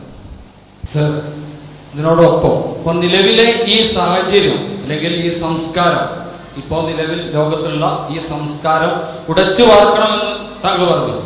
ആ ഉടച്ചു വാർക്കാൻ ഇസ്ലാം എന്തൊക്കെയാണ് മുന്നോട്ട് വെക്കുന്നത്? ആ ഉടച്ചു വാർക്കൽ എങ്ങനെയാണ് പ്രവാചകന്റെ ചര്യയിലൂടെ അല്ലെങ്കിൽ ഖുർആനിന്റെ ചര്യയിലൂടെ എങ്ങനെയാവണം അത് ഉടച്ചു വാർക്കേണ്ടത് എന്നത് ഒരു യുവാവ് എന്ന നിലയ്ക്ക് എനിക്കറിയേണ്ടതുണ്ട്. അതുപോലെ മറ്റു ആളുകളും ഈ രംഗത്തേക്ക് അല്ലെങ്കിൽ പ്രസ്ഥാനത്തിലേക്ക് ഇറങ്ങി പ്രവർത്തിക്കുന്ന ആളുകൾക്ക് അത് എങ്ങനെ ആവണം എന്നതാണ് എൻ്റെ അടുത്ത ചോദ്യം. ആധുനിക സംസ്കാരത്തെ ഉടച്ചു വാർക്കേണ്ടത് എങ്ങനെയെന്നാണ് എൻ്റെ സുഹൃത്തിൻ്റെ ചോദ്യം. യഥാർത്ഥത്തിൽ സംസ്കാരത്തെ ഉടച്ചു വാർക്കുക എന്ന ഒരു പരാമർശം ഞാൻ നടത്തിയിട്ടില്ല. പക്ഷേ ഈ ആധുനിക സംസ്കാരം സൃഷ്ടിക്കുന്ന പ്രലോഭനങ്ങളോട് പ്രതിരോധിക്കുക എന്ന് പറയലായിരിക്കും കുറച്ചുകൂടി ശരി. ഈ ആധുനിക സംസ്കാരം ഇവിടെ മാത്രമല്ല ഉള്ളത്. സെക്സിൻ്റെ രംഗത്ത് അങ്ങനെ അത് അതേപോലെ തന്നെ ഒരു തരത്തിലുള്ള കൺസ്യൂമറിസം വേറൊരു വശത്ത്, നമ്മൾ പരമാവധി വസ്തുക്കൾ വാങ്ങിക്കൂട്ടിക്കുന്ന കൺസ്യൂമറിസം വേറൊരു വശത്ത്, ഇങ്ങനെ ലൈംഗികമായി ഉത്തേജിപ്പിക്കുന്ന അതൊന്ന്, വസ്തുക്കളെ വാങ്ങിക്കൂട്ടുന്നതിന് വേണ്ടിയുള്ള പ്രചോദനവും പ്രലോഭനവും നൽകുന്ന മറ്റൊന്ന്, ഇതേപോലെ തന്നെ ആധുനികമായ മാനുഷിക ബന്ധങ്ങളെ മുഴുവനും തകർത്ത് കളയുകയും ആ ബന്ധങ്ങൾക്കൊരു വിലയും കൽപ്പിക്കാതിരിക്കുകയും മറിച്ച് വസ്തുപ്രധാനമായ ഒരു തരത്തിലുള്ള സംസ്കാരം സൃഷ്ടിച്ചെടുക്കുകയും ചെയ്യുന്ന ആഗോളവൽക്കരണത്തിൻ്റെ സംസ്കാരം മറ്റൊരു വശത്ത്. ഇവിടെയെല്ലാം തന്നെ ഏറ്റവും നല്ല പ്രതിരോധം എന്നത് ഇസ്ലാമികമായ മൂല്യങ്ങൾ സ്വന്തം ജീവിതത്തിൽ പകർത്തുക വഴിയാണ്. ആ മൂല്യങ്ങൾ പകർത്തപ്പെടുമ്പോൾ, എൻ്റെ വൈയക്തിക ജീവിതത്തിൽ ഞാൻ മൂല്യങ്ങൾ പകർത്തപ്പെടുമ്പോൾ, എൻ്റെ സഹോദരിയുടെ വൈയക്തിക ജീവിതത്തിൽ അവളുടെ മൂല്യങ്ങൾ പകർത്തപ്പെടുമ്പോൾ അവിടെ നിന്ന് ആരംഭിക്കുകയാണ് ഈ സംസ്കാരത്തോടുള്ള കലഹം. ആ മൂല്യങ്ങൾ പകർത്തുക എന്നത് തന്നെയാണ് ഈ രംഗത്ത് ചെയ്യുവാനുള്ള ഏറ്റവും വലിയ സാംസ്കാരികമായ ആക്രമണവും. എന്തുകൊണ്ടെന്നാൽ നമ്മൾക്ക് ഞാൻ നേരത്തെ സൂചിപ്പിച്ചതുപോലെ ലൈംഗികമായ ഉത്തേജനമുണ്ടാക്കുന്ന രൂപത്തിലുള്ള പരസ്യ പലകകളിലൂടെ എങ്ങോട്ടാണ് പെണ്ണിനെയും പുരുഷനെയും കൊണ്ടുപോകാൻ ആധുനിക സംസ്കാരത്തിൻ്റെ വക്താക്കൾ ശ്രമിക്കുന്നത്? അവരെ സംബന്ധിച്ചിടത്തോളം പരമാവധി വാങ്ങുന്നവരാക്കി ഏതെങ്കിലും ഉൽപ്പന്നങ്ങളെ ഇവരുടെ തലയിൽ അടിച്ചു കയറ്റുന്നതിന് വേണ്ടിയാണ് പരസ്യത്തിലെ പെണ്ണുടലിൻ്റെ പ്രദർശനം വഴി അവർ ലക്ഷ്യമാക്കുന്നത്. ഇവിടെ നമ്മൾ പ്രതിരോധം തീർക്കുമ്പോൾ, അത് കാണില്ല എന്ന് തീരുമാനിക്കുമ്പോൾ, അതിനു നേരെ കണ്ണ് താഴ്ത്തുമെന്ന് തീരുമാനിക്കുമ്പോൾ നമ്മുടെ തലച്ചോറിനെ സംരക്ഷിക്കുകയാണ് നമ്മൾ ഒന്നാമതായി. തലച്ചോറിനെ സംരക്ഷിക്കുക എന്നത് വളരെ പ്രധാനപ്പെട്ട ഒരു ദൗത്യമാണ്. എന്തുകൊണ്ടെന്നാൽ നമ്മൾ വിചാരിക്കുന്നത് പോലെ പലപ്പോഴും കാര്യങ്ങളെല്ലാം നമ്മുടെ ബോധപൂർവമായ കൺട്രോളിൽ തന്നെയല്ല നടക്കുന്നത്. നമ്മുടെ തലച്ചോർ നമ്മളറിയാതെ നമ്മളോട് കൽപ്പിക്കുന്ന കാര്യങ്ങളാണ് നമ്മൾ പലപ്പോഴും ചെയ്തുകൊണ്ടിരിക്കുന്നത് എന്നാണ് നാഡീശാസ്ത്ര രംഗത്തെ വിദഗ്ധന്മാർ പറയുക. നമ്മൾ സൂപ്പർ മാർക്കറ്റിൽ പോകുമ്പോൾ നമ്മുടെ കൈകൾ എങ്ങോട്ട് ചലിക്കണമെന്ന്, എങ്ങോട്ട് വലിയണമെന്ന് എല്ലാം തീരുമാനിക്കുന്നത് നമ്മുടെ തലച്ചോറാണെങ്കിൽ, ആ തലച്ചോറിൽ ഈ തീരുമാനങ്ങൾക്ക് ഉപോത്ബലകമായി രേഖീകരിക്കപ്പെട്ടിട്ടുള്ള കാര്യങ്ങൾ അതിന് ലഭിക്കുന്നത് പരസ്യപലകകളിൽ നിന്നാണ്, പരസ്യ ദൃശ്യങ്ങളിൽ നിന്നാണ്. ഞാൻ സൂചിപ്പിക്കുന്നത്, ഇങ്ങനെ തലച്ചോറിൽ അടിച്ചേൽപ്പിക്കുന്നതിന് വേണ്ടി, തലച്ചോറിനെ അടിമപ്പെടുത്തുന്നതിന് വേണ്ടി പരസ്യങ്ങളിൽ ഉപയോഗപ്പെടുത്തുന്ന പ്രധാനപ്പെട്ട വസ്തു പെണ്ണിൻ്റെ ശരീരം തന്നെയാണ്. അത് പെണ്ണിനാണെങ്കിലും പുരുഷനാണെങ്കിലും.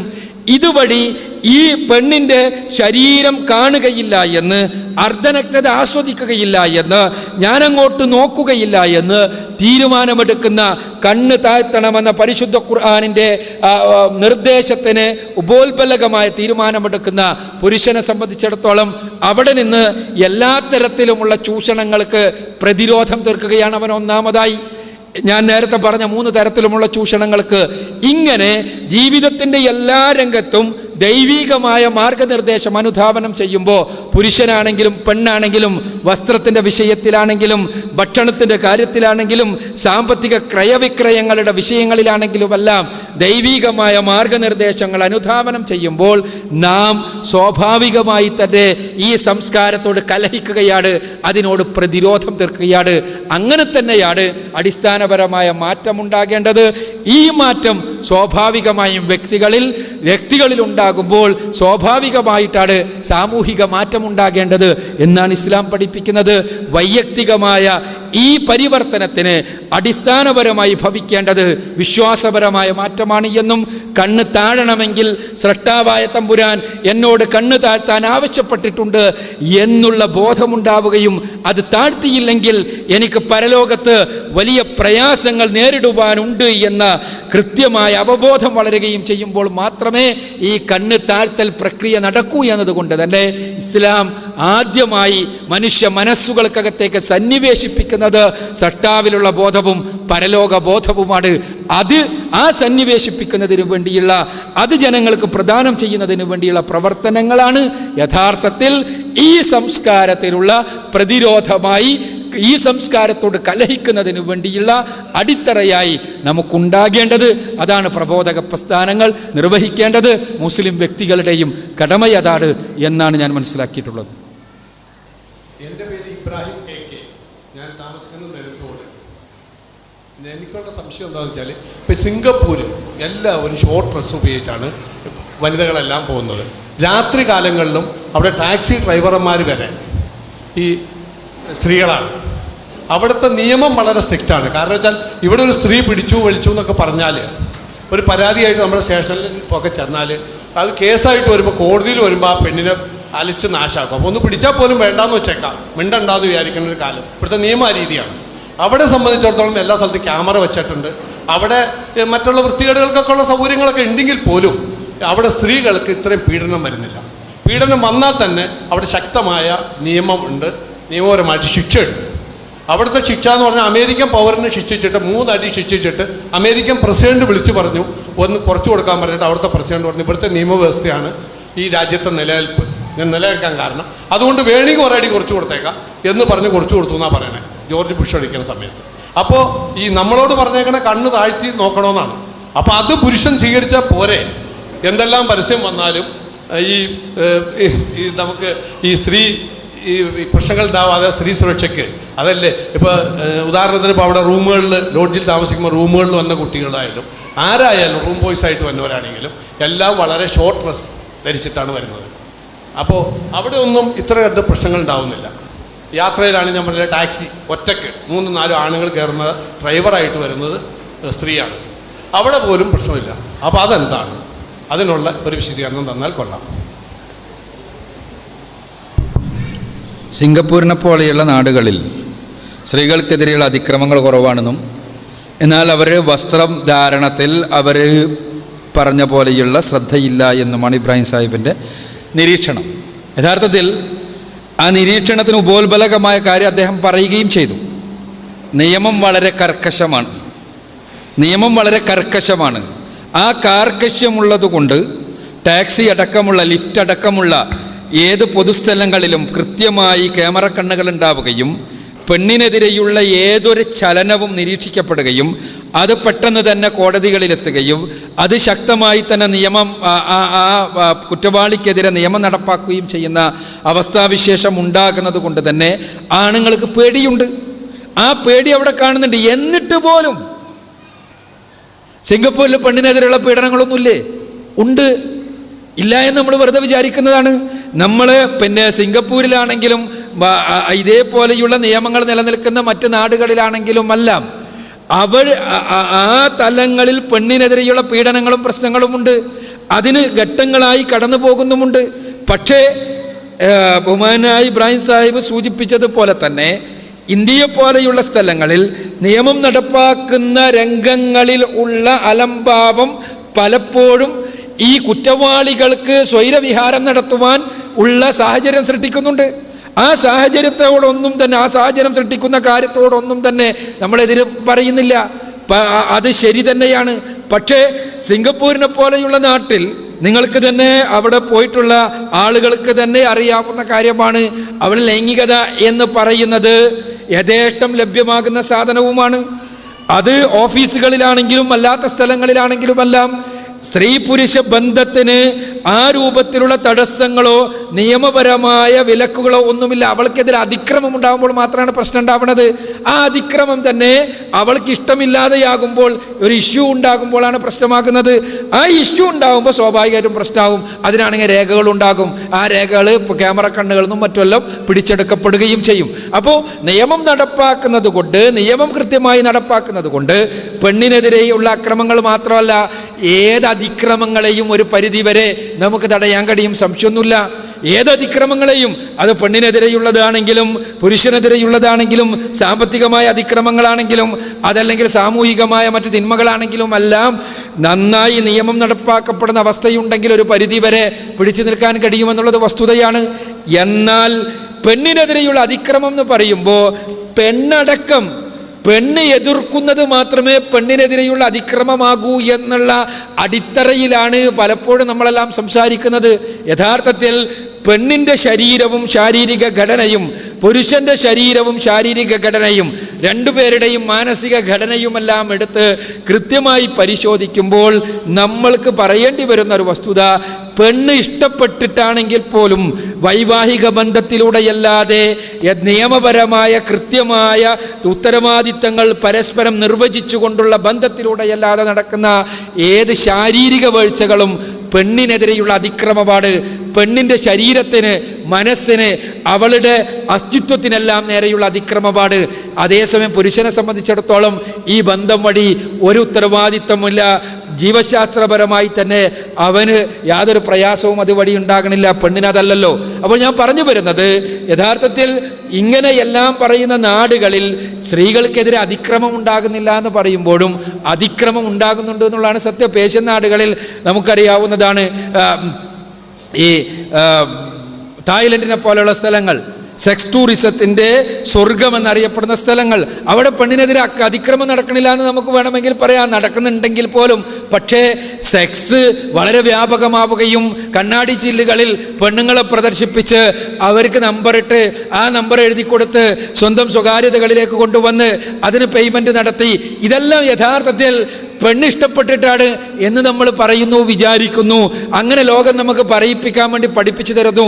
ഈ ഇഷ്ടപ്പെടുത്തൽ പ്രക്രിയക്ക് പെണ്ണിനെതിരെ നടക്കുന്ന വലിയ ക്രൂരതയും പീഡനവും പലപ്പോഴും നമ്മൾ കാണാതെ പോവുകയും ചെയ്യുന്നു.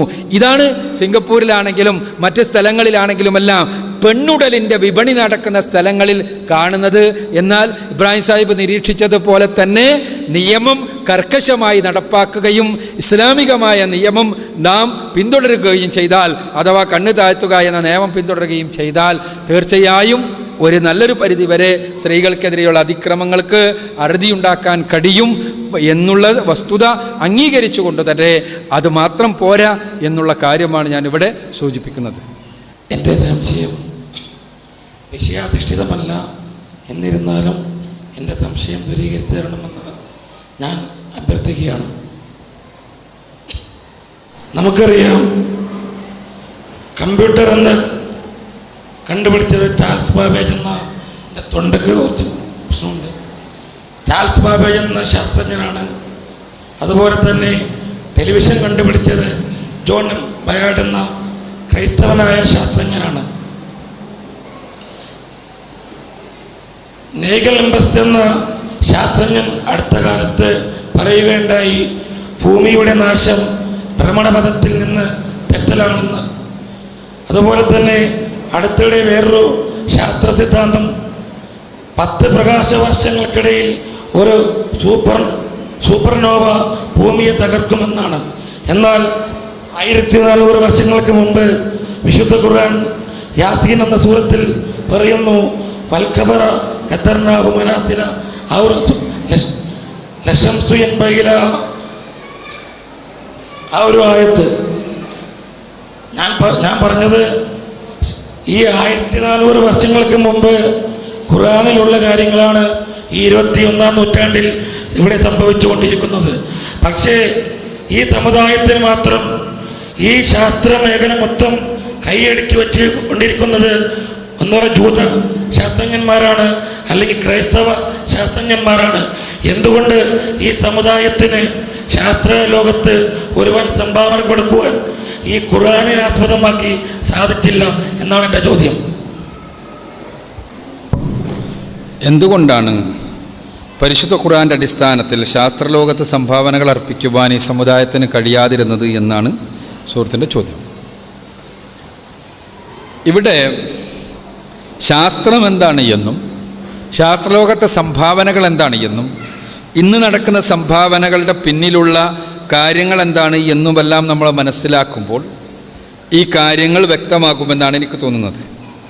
ഒന്നാമതായി എൻ്റെ സുഹൃത്തിൻ്റെ ഒരു ധാരണ ചെറുതായി ഒന്ന് തിരുത്തേണ്ടതുണ്ട് എന്ന് എനിക്ക് തോന്നുന്നു. എന്താണെന്ന് വെച്ചാൽ പരിശുദ്ധ ഖുർആനിൽ 14 നൂറ്റാണ്ടുകൾക്ക് മുമ്പ് തന്നെ ഒരുപാട് പ്രാപഞ്ചിക പ്രതിഭാസങ്ങളെക്കുറിച്ചും പ്രപഞ്ചത്തിൻ്റെ നാശത്തെക്കുറിച്ചുമെല്ലാമുള്ള പരാമർശങ്ങൾ നടത്തിയിട്ടുണ്ട്. ഈ പരാമർശങ്ങളുടെ സത്യത ഇന്ന് ശാസ്ത്രലോകം ഒരു പരിധിവരെ അംഗീകരിക്കുന്നുമുണ്ട്. അതിനർത്ഥം 14 നൂറ്റാണ്ടുകൾക്ക് മുമ്പ് തന്നെ പരിശുദ്ധ ഖുർആൻ എല്ലാ സയൻസും ലോകത്തോട് പറഞ്ഞു വെച്ചിട്ടുണ്ട് എന്നല്ല, മറിച്ച് പരിശുദ്ധ ഖുർആനിന് പറയാനുള്ളത് ശാസ്ത്രത്തിന് കണ്ടുപിടിക്കാൻ കഴിയാത്ത ഒരു കാര്യത്തെക്കുറിച്ചാണ്. ഈ പ്രപഞ്ചത്തിനപ്പുറത്തുള്ള ശാസ്ത്രത്തിൻ്റെ അന്വേഷണത്തിനപ്പുറത്തുള്ള ലോകത്തെയും പ്രപഞ്ചാതീതമായ പ്രകൃതി അതീതമായ പ്രതിഭാസങ്ങളെയും എല്ലാം കുറിച്ചാണ് പരിശുദ്ധ ഖുർആനിന് അടിസ്ഥാനപരമായി പറയാനുള്ളത്. എന്നാൽ ഖുർആനിൽ ഈ പ്രപഞ്ചത്തെക്കുറിച്ച് പ്രാപഞ്ചിക പ്രതിഭാസങ്ങളെക്കുറിച്ചെല്ലാം നടത്തുന്ന പരാമർശങ്ങൾ 100% സത്യസന്ധമാണ് എന്ന് ആധുനിക ശാസ്ത്രം അംഗീകരിക്കുന്നു എന്നുള്ളിടത്താണ് എൻ്റെ സുഹൃത്ത് ഉദ്ധരിച്ച പരിശുദ്ധ ഖുർആൻ സൂറത്ത് യാസീനിലെ വചനമാണെങ്കിലും അതല്ലാത്തൊരു നിരവധി വചനങ്ങളാണെങ്കിലും എല്ലാം വ്യക്തമാക്കുന്നത്.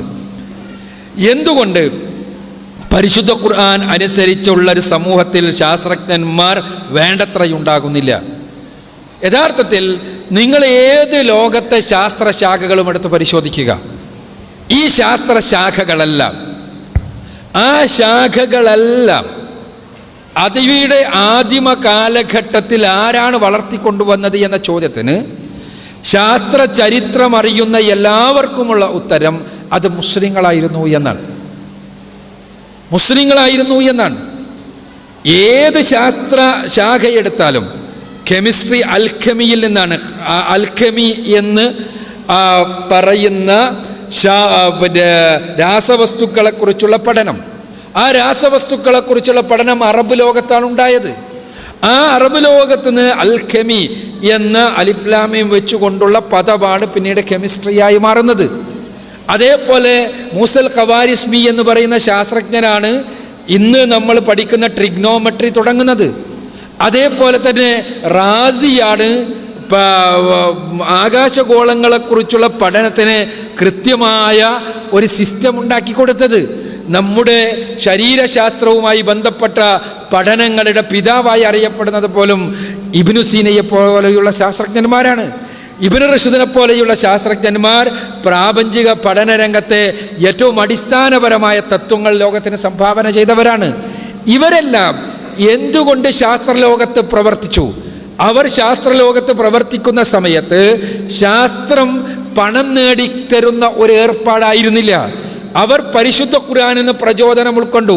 ഇന്ന ഫീ ഖൽഖിസ് സമാവാതി വൽ അർദ് വഖ്തിലാഫിൽ ലൈലി വന്നഹാർ ലആയാത്തിൽ ലിഉലിൽ അൽബാബ്. ഈ ആകാശഭൂമികളുടെ ചലനത്തിലും രാപ്പകലുകളുടെ മാറി മാറിയുള്ള ആഗമനത്തിനുമെല്ലാം ചിന്തിക്കുന്ന ആളുകൾക്ക് ദൃഷ്ടാന്തമുണ്ട് എന്ന് പരിശുദ്ധ ഖുർആൻ പറഞ്ഞപ്പോൾ അവർ മനസ്സിലാക്കി രാപ്പകലുകളെക്കുറിച്ച് പഠിക്കേണ്ടത്, ആകാശഭൂമികളെക്കുറിച്ച് പഠിക്കേണ്ടത്, തൻ്റെ ചുറ്റുപാടുമുള്ള പ്രതിഭാസങ്ങളെക്കുറിച്ച് പഠിക്കേണ്ടത് തൻ്റെ ബാധ്യതയാണ്, ഉത്തരവാദിത്വമാണ് എന്ന്. അതനുസരിച്ച് അവർ ഓരോരുത്തരും പഠിച്ചു. അന്ന് യൂറോപ്പ് ഇരുട്ടിലാണ്, ക്രൈസ്തവ ലോകം ഇരുട്ടിലാണ്. അന്ന് അവരാണ് ഈ ശാസ്ത്രശാഖകൾ മുഴുവനും വളർത്തിക്കൊണ്ടുവന്നത്. പക്ഷേ പിൽക്കാലഘട്ടത്തിൽ ശാസ്ത്രം പണം നേടിക്കൊടുക്കുന്ന, പ്രശസ്തി നേടിക്കൊടുക്കുന്ന സാധനങ്ങളായി മാറി. ആ പ്രശസ്തിയും പണവും നേടിക്കൊടുക്കുന്ന സംഭവങ്ങളായി സയൻസും ടെക്നോളജിയും മാറുകയും അതിന് വേണ്ടി തന്നെ ഒരു കച്ചവടവൽക്കരിക്കപ്പെടുന്ന അവസ്ഥാവിശേഷം ഉണ്ടാവുകയും ചെയ്തപ്പോൾ എല്ലാ രംഗത്തെയും കച്ചവടക്കാർ അവിടെയും വളർന്നു വന്നു എന്നുള്ളതാണ് വാസ്തവം. അതാണ് യൂറോപ്പ് കുരിശു യുദ്ധങ്ങൾക്ക് ശേഷം ഈ ആധുനിക കാലഘട്ടത്തിൽ യൂറോപ്പിൻ്റെ ശാസ്ത്രരംഗത്തുള്ള കുതിച്ചു ഉയരൽ കാണുന്നത് നമ്മൾ അവിടെയാണ്. യഥാർത്ഥത്തിൽ നിങ്ങൾ ആലോചിച്ച് നോക്കുക, ലോകത്ത് ഉള്ള ജനസംഖ്യയുടെ 5% മാത്രം വരുന്ന ഒരു പ്രദേശത്താണ് ലോകത്തെ സാധനങ്ങളുടെ 75% ഉപഭോഗിക്കപ്പെടുന്നത്. അമേരിക്കൻ ഐക്യനാടുകളിൽ ലോകത്തെ ഉപഭോഗിക്കപ്പെടുന്ന വസ്തുക്കളിൽ 75%-ഉം 5% ജനങ്ങളാണ് ഉപഭോഗിക്കുന്നതെന്നർത്ഥം. ഇത് ഞാൻ പറയുമ്പോൾ യഥാർത്ഥത്തിൽ ശാസ്ത്രത്തിൻ്റെ ഒരവസ്ഥ കൂടി നമ്മൾ മനസ്സിലാക്കുന്നതിന് വേണ്ടിയാണ് ഞാനത് പറഞ്ഞത്. എന്താന്ന് വെച്ചാൽ ശാസ്ത്രം വഴി, ടെക്നോളജി വഴി ഉണ്ടാകുന്ന ഫലങ്ങൾ നല്ലൊരു ശതമാനം ഉപയോഗിക്കുന്നത് ഒന്നാം ലോക രാജ്യത്തെ ആളുകളാണ്. ആ ഫലം ഉണ്ടാക്കുന്ന രൂപത്തിൽ ആളുകൾക്ക് ഇന്ന് സൗകര്യങ്ങൾ നൽകുകയും അതിനുള്ള റിസർച്ചും അതിനുള്ള എല്ലാ സംവിധാനങ്ങളും ഉണ്ടാക്കുകയും അതിൻ്റെ ഗുണഫലം അവർ ആസ്വദിക്കുകയും ചെയ്തുകൊണ്ടിരിക്കുന്നു എന്നുള്ളതാണ് വാസ്തവം. അഥവാ ഒരു കച്ചവടത്തിൻ്റെ തലത്തിലേക്ക് ശാസ്ത്രം വന്നപ്പോൾ അത് ഉപകാരപ്പെടുന്ന സമ്പത്തിന്, യശസ്സിന് എല്ലാം കാരണമാകുന്ന അവസ്ഥ വരികയും ചെയ്തപ്പോൾ ആ രംഗത്തെ മത്സരത്തിൽ സ്വാഭാവികമായും മുസ്ലിങ്ങൾ പിന്തള്ളപ്പെടുകയും യൂറോപ്യന്മാർ മുന്നിലോട്ട് പോവുകയും ചെയ്തു എന്നുള്ളതാണ് വാസ്തവം. യഥാർത്ഥത്തിൽ പരിശുദ്ധ ഖുർആനിൻ്റെയും തിരുസുന്നത്തിൻ്റെയും സത്തയിലേക്ക് മുസ്ലിം ലോകം തിരിച്ചു പോവുകയും ഖുർആനും സുന്നത്തും യഥാരൂപത്തിൽ പിന്തുടരാൻ സന്നദ്ധമാവുകയും അത് പറഞ്ഞ രൂപത്തിൽ ഉള്ള ഗവേഷണ, നിരീക്ഷണ പഠനങ്ങൾക്ക് സന്നദ്ധമാവുകയും ചെയ്താൽ സ്വാഭാവികമായും ശാസ്ത്രരംഗത്താണെങ്കിലും മറ്റേത് ഭൗതിക രംഗങ്ങളിലാണെങ്കിലുമെല്ലാം മുസ്ലിങ്ങൾക്ക് ഉയർന്നു പോകാൻ കഴിയും. ഖുർആനിൻ്റെ അനുയായികളാവുകയാണ്, റസൂലുള്ളാഹി സ്വല്ലല്ലാഹു അലൈഹി വസല്ലമയുടെ സുന്നത്തിൻ്റെ അനുയായികളാവുകയാണ് അതിനാവശ്യം. അതാണ് അത് ഖുർആനും സുന്നത്തും കൈവിട്ടപ്പോഴാണ് മുസ്ലിം ലോകത്തിന് ഏത് രംഗത്തും പിന്നോക്കാവസ്ഥയുണ്ടായതുപോലെ ഈ രംഗത്തും പിന്നോക്കാവസ്ഥയുണ്ടായത് എന്നർത്ഥം. എൻ്റെ പേര് സുലൈമാൻ, പൂനാശിയിലാണ് വീണ്. സ്ത്രീ സുരക്ഷ എന്നതിനെ സംബന്ധിച്ചുള്ള എൻ്റെ ഒരു കാഴ്ചപ്പാടാണ്. ഏറ്റവും വലിയ വില്ലനായിട്ട് നിൽക്കുന്നത് മദ്യമാണ് എന്നുള്ളതാണ് എൻ്റെ ഒരു സങ്കല്പം, കാഴ്ചപ്പാട്. പക്ഷേ അവിടെ സമൂഹത്തിലുള്ള ബുദ്ധിജീവികൾ എന്ന് പറയുന്ന ആളുകൾ തന്നെ ഇതിനെതിരായിട്ടൊന്നും ശബ്ദിച്ച് ഞാൻ കേൾക്കുന്നില്ല കാര്യമായിട്ട്. പക്ഷേ ഇതാണ് എനിക്ക് തോന്നുന്ന ഏറ്റവും വലിയ ഒരു അരാജകത്വമായി തോന്നുന്നത്. പിന്നെ രണ്ടാമത്തെ ചോദ്യം, ഇപ്പം മറ്റേ ഡൽഹിയിലുണ്ടായ ഇപ്പം സംഭവവികാസമാണ് ഈ സ്ത്രീ സുരക്ഷയെ സംബന്ധിച്ച് ഭയങ്കര ഗൗരവമായിട്ട് ചർച്ച ചെയ്യപ്പെടുന്ന സംഭവം. പക്ഷേ 2001-ലാണോ 2-ലാണോ എന്ന് കൃത്യമായിട്ട് ഞാൻ ഓർക്കുന്നില്ല, ഗുജറാത്തിൽ ഭയങ്കര രൂക്ഷമായിട്ടൊരു വർഗീയ ധ്രുവീകരണത്തിനുള്ള ഒരു ശ്രമം നടന്നപ്പോൾ വീട്ടിലിരുന്ന സ്ത്രീകളുടെ അടുത്ത് അക്രമി സംഘം ചെന്ന് ഗർഭിണിയായ സ്ത്രീകളുടെ വയറ് കുത്തിപ്പിടിച്ച് ത്രിശൂലം കൊണ്ട് കുത്തിയെടുത്ത് അവരെ മറ്റേ ചുട്ട് ആസ്വദിക്കുന്ന ഒരു രേഖ ഉണ്ടായി. പക്ഷെ അത് സ്ത്രീകൾ തന്നെയാണ്, സ്ത്രീകളുടെ ഒരു മാനം തന്നെയാണ് അവിടെ കാണുന്നത്. പക്ഷെ അന്ന് ഇത്രയും വലിയ ഒരു രൂക്ഷമായിട്ടുള്ള സ്ത്രീ സംരക്ഷണത്തിന് വേണ്ടി ആരും ശബ്ദിച്ചതായിട്ട് എനിക്ക് കണ്ടില്ല. അവിടെ അനുഭവിച്ച സ്ത്രീ തന്നെ, പക്ഷെ അതൊരു ആസ്വാദനമായിരുന്നു ഇവിടെ സംഭവിച്ചത്. കാരണം സ്ത്രീയെ ഇത്രമാത്രം ക്രൂരമായി കൊല്ലുന്നതിനെ ആസ്വദിക്കുന്ന ഇതെന്ന് പറഞ്ഞിട്ടുണ്ടെങ്കിൽ ഈ പുരുഷൻ കാലത്ത് മുതലേ ഒരു 3-4 ആളുകൾ മറ്റേ ഈ ബസ്സിലുണ്ടായിരുന്നു. അവർ മദ്യപിച്ച് ഉന്മത്തരായി ഇങ്ങനെ ഒരു ഇരയെ തേടി നടക്കുമ്പോൾ ഇര അങ്ങോട്ട് ചെന്നുപെടാ ചെയ്തത്. അങ്ങനെയുള്ള ഒരു ഒരു സംഭവവികാസമായിട്ട് എനിക്ക് തോന്നുന്നു. അതിനെപ്പറ്റി കൃത്യമായിട്ടൊന്ന് വിവരിച്ചിട്ടുണ്ടെങ്കിൽ നന്നായിരിക്കും. ഒന്നാമത്തേത്, സ്ത്രീ സുരക്ഷയുമായി ബന്ധപ്പെട്ട വില്ലന്മാരിൽ ഏറ്റവും പ്രധാനപ്പെട്ടത് മദ്യമാണ് എന്ന നിരീക്ഷണം. തീർച്ചയായും മദ്യം വില്ലന്മാരിൽ ഒന്നാണ്. പറഞ്ഞതുപോലെ തന്നെ മദ്യപാനികൾ തീർച്ചയായും സ്ത്രീകളെ പീഡിപ്പിക്കുന്ന അവസ്ഥയുണ്ടാകാറുണ്ട്. അത് അന്യ സ്ത്രീകളെ മാത്രമല്ല, അവനാൻ്റെ സ്ത്രീകളെ തന്നെ പീഡിപ്പിക്കുന്ന അവസ്ഥയാണ് മദ്യപാനികൾ പലപ്പോഴും ഉണ്ടാകാറുണ്ട്. ഇത് എല്ലാം തന്നെ മദ്യത്തിൻ്റെ ഫലമായിട്ടുണ്ടാകുന്ന ലഹരി കൊണ്ടുണ്ടാകുന്ന ഒരുപാട് പ്രശ്നങ്ങളുണ്ട്. എന്നാൽ അത് മാത്രമാണ് പ്രശ്നമെന്ന് നമ്മൾ കരുതിക്കൂടാ. മദ്യപിച്ചിട്ടില്ലെങ്കിലും എല്ലാം തന്നെ പെണ്ണിനെതിരെയുള്ള അതിക്രമങ്ങൾ നടക്കും. അത് നടക്കുന്നത് ഈ ഒരു മാനസികാവസ്ഥയിൽ നിന്നാണ് ഞാൻ നേരത്തെ സൂചിപ്പിച്ചിട്ടുള്ളത്. അതേപോലെ തന്നെ രണ്ടാമത്തെ പ്രശ്നം എൻ്റെ സുഹൃത്ത് സൂചിപ്പിച്ചിട്ടുള്ളത്, ഗുജറാത്തിൽ നടന്ന വംശീയ കലാപത്തിൽ പെണ്ണുങ്ങൾക്കെതിരെ സ്ത്രീകളുടെ ഗർഭാശയം കുത്തി തുറന്ന് അതിൽ ഉള്ള കുഞ്ഞുങ്ങളെ പുറത്ത് ചാടിച്ച് അതിനെ ചുട്ടുകരിച്ച് ആസ്വദിച്ച വർഗീയ ഭ്രാന്തന്മാർ. അത് ഡൽഹി സംഭവം വന്നപ്പോഴേക്ക് വലിയ ഇഷ്യൂ ആയി. അന്ന് ആരും കണ്ടില്ല എന്നാണ്. യഥാർത്ഥത്തിൽ അന്ന് മാത്രമല്ല, ഡൽഹി സംഭവം ഇഷ്യൂ ആയത് അത് വേറെ ഒരു രാഷ്ട്രീയമാണ്. ഡൽഹി സംഭവം മാത്രമല്ല, അതിന് ശേഷവും അതിനു മുമ്പ് ഇഷ്ടംപോലെ ഇതിനേക്കാളും ക്രൂരമായ പെണ്ണിനെതിരെയുള്ള അതിക്രമങ്ങൾ നടന്നുകൊണ്ടേയിരിക്കുന്നുണ്ട്. ഓരോ ദിവസവുമാണ് ഞാൻ പറഞ്ഞത്, ഓരോ 2 ഇന്ത്യയിൽ പെണ്ണിനെതിരെയുള്ള ഒരു അതിക്രമം വീതം നടക്കുന്നുണ്ട്. അത് പീഡനങ്ങൾ മാത്രമല്ല, സ്ത്രീധനത്തിൻ്റെ അക്രമങ്ങൾ, അതല്ലാത്ത രൂപത്തിൽ നിങ്ങൾ പറഞ്ഞതുപോലെ മദ്യപാന്മാരിന് നടത്തുന്ന സ്വന്തം ഭാര്യമാർക്കെതിരെയുള്ള അതിക്രമങ്ങൾ, ഇങ്ങനെയെല്ലാം പെണ്ണിനെതിരെ ഇന്ത്യ രാജ്യത്ത് ഓരോ 2 മിനിറ്റിലും ഓരോ അതിക്രമങ്ങൾ നടക്കുന്നുണ്ട്. അങ്ങനെ അതിക്രമങ്ങൾ നടക്കുന്ന ഒരു രാജ്യത്ത് ഈ ഡൽഹി സംഭവം വലിയ വാർത്തയായി. ആ വാർത്തയ്ക്ക് ശേഷമുള്ള കുറേ ചർച്ചകളുണ്ടായി. ആ ചർച്ചകൾക്ക് ശേഷമുള്ള ഒരു പ്രോഡക്റ്റ് എന്നുള്ള നിലക്ക് വരാൻ പോകുന്ന കാര്യങ്ങൾ എന്താണ് എന്നിടത്തേക്കാണ് നമ്മൾ ശ്രദ്ധിക്കേണ്ടത്. ആ പ്രോഡക്റ്റ് എന്താ? ചർച്ചകളിൽ അവസാനം കടന്നു വന്നത് എന്താണ്? ചർച്ചകളിൽ കടന്നു വന്നത് ഈ പ്രശ്നങ്ങൾക്ക് മുഴുവനുമുള്ള കാരണം ഒന്ന്, ലൈംഗികതയെ ഉദാരവൽക്കരിക്കാത്തതാണ്. പുരുഷനും സ്ത്രീയും അവരുടെ വിവാഹത്തിലൂടെ മാത്രമേ ബന്ധപ്പെടാൻ പാടുള്ളൂ എന്നുള്ള പ്രാകൃതമായ നിയമം ഇവിടെ നിലനിൽക്കുന്നത് കൊണ്ട് തന്നെ ലൈംഗികമായ ഈ ഒരു തരത്തിലുള്ള ദാഹം നിലനിൽക്കുകയും അത് പൂർണ്ണമായി സമ്പൂർത്തീകരിക്കുവാനുള്ള അവസ്ഥയില്ലാതിരിക്കുകയും ചെയ്യുമ്പോൾ ഇത് സ്വാഭാവികമായി സംഭവിക്കുന്നു. ലൈംഗികമായ ഉദാരീകരണമാണ് അതിന് വേണ്ടത്. വിവാഹത്തിലൂടെയുള്ള സ്ത്രീയും പുരുഷനും തമ്മിലുള്ള ബന്ധമെന്നത് ഒരു കുടുംബത്തിന് ആവശ്യമാണ്, മക്കളുടെ മേൽവിലാസത്തിന് ആവശ്യമാണ്. എന്നാൽ അയാൾക്ക് ലൈംഗികമായ സമ്പൂർത്തീകരണത്തിന് മറ്റവസരങ്ങളും ഉണ്ടാകണം, ആ രൂപത്തിലുള്ള സാമൂഹ്യ സംവിധാനം ഉണ്ടാകണം എന്നിടത്തേക്കാണ് ചർച്ച ഒന്ന് പോകുന്നത്.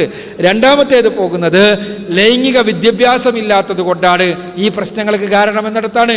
ലൈംഗിക വിദ്യാഭ്യാസം എന്ന് പറഞ്ഞാൽ എന്താണ്? ലൈംഗിക വിദ്യാഭ്യാസം സെക്കുലർ സ്കൂളുകളിൽ യുനെസ്കോയുടെ പ്രത്യേകമായ നിർദ്ദേശം വഴി നടത്താൻ ഉദ്ദേശിക്കുന്ന ലൈംഗിക വിദ്യാഭ്യാസം പെൺകുട്ടികളെ പറഞ്ഞു പഠിപ്പിക്കലാണ്. എന്ത്? സുരക്ഷിത രതിയെക്കുറിച്ച് പറഞ്ഞു പഠിപ്പിക്കലാണ്. നിങ്ങൾ സ്വാഭാവികമായും നിങ്ങൾക്ക് ശാരീരികമായ തൃഷ്ണകൾ ഉണ്ടാകും.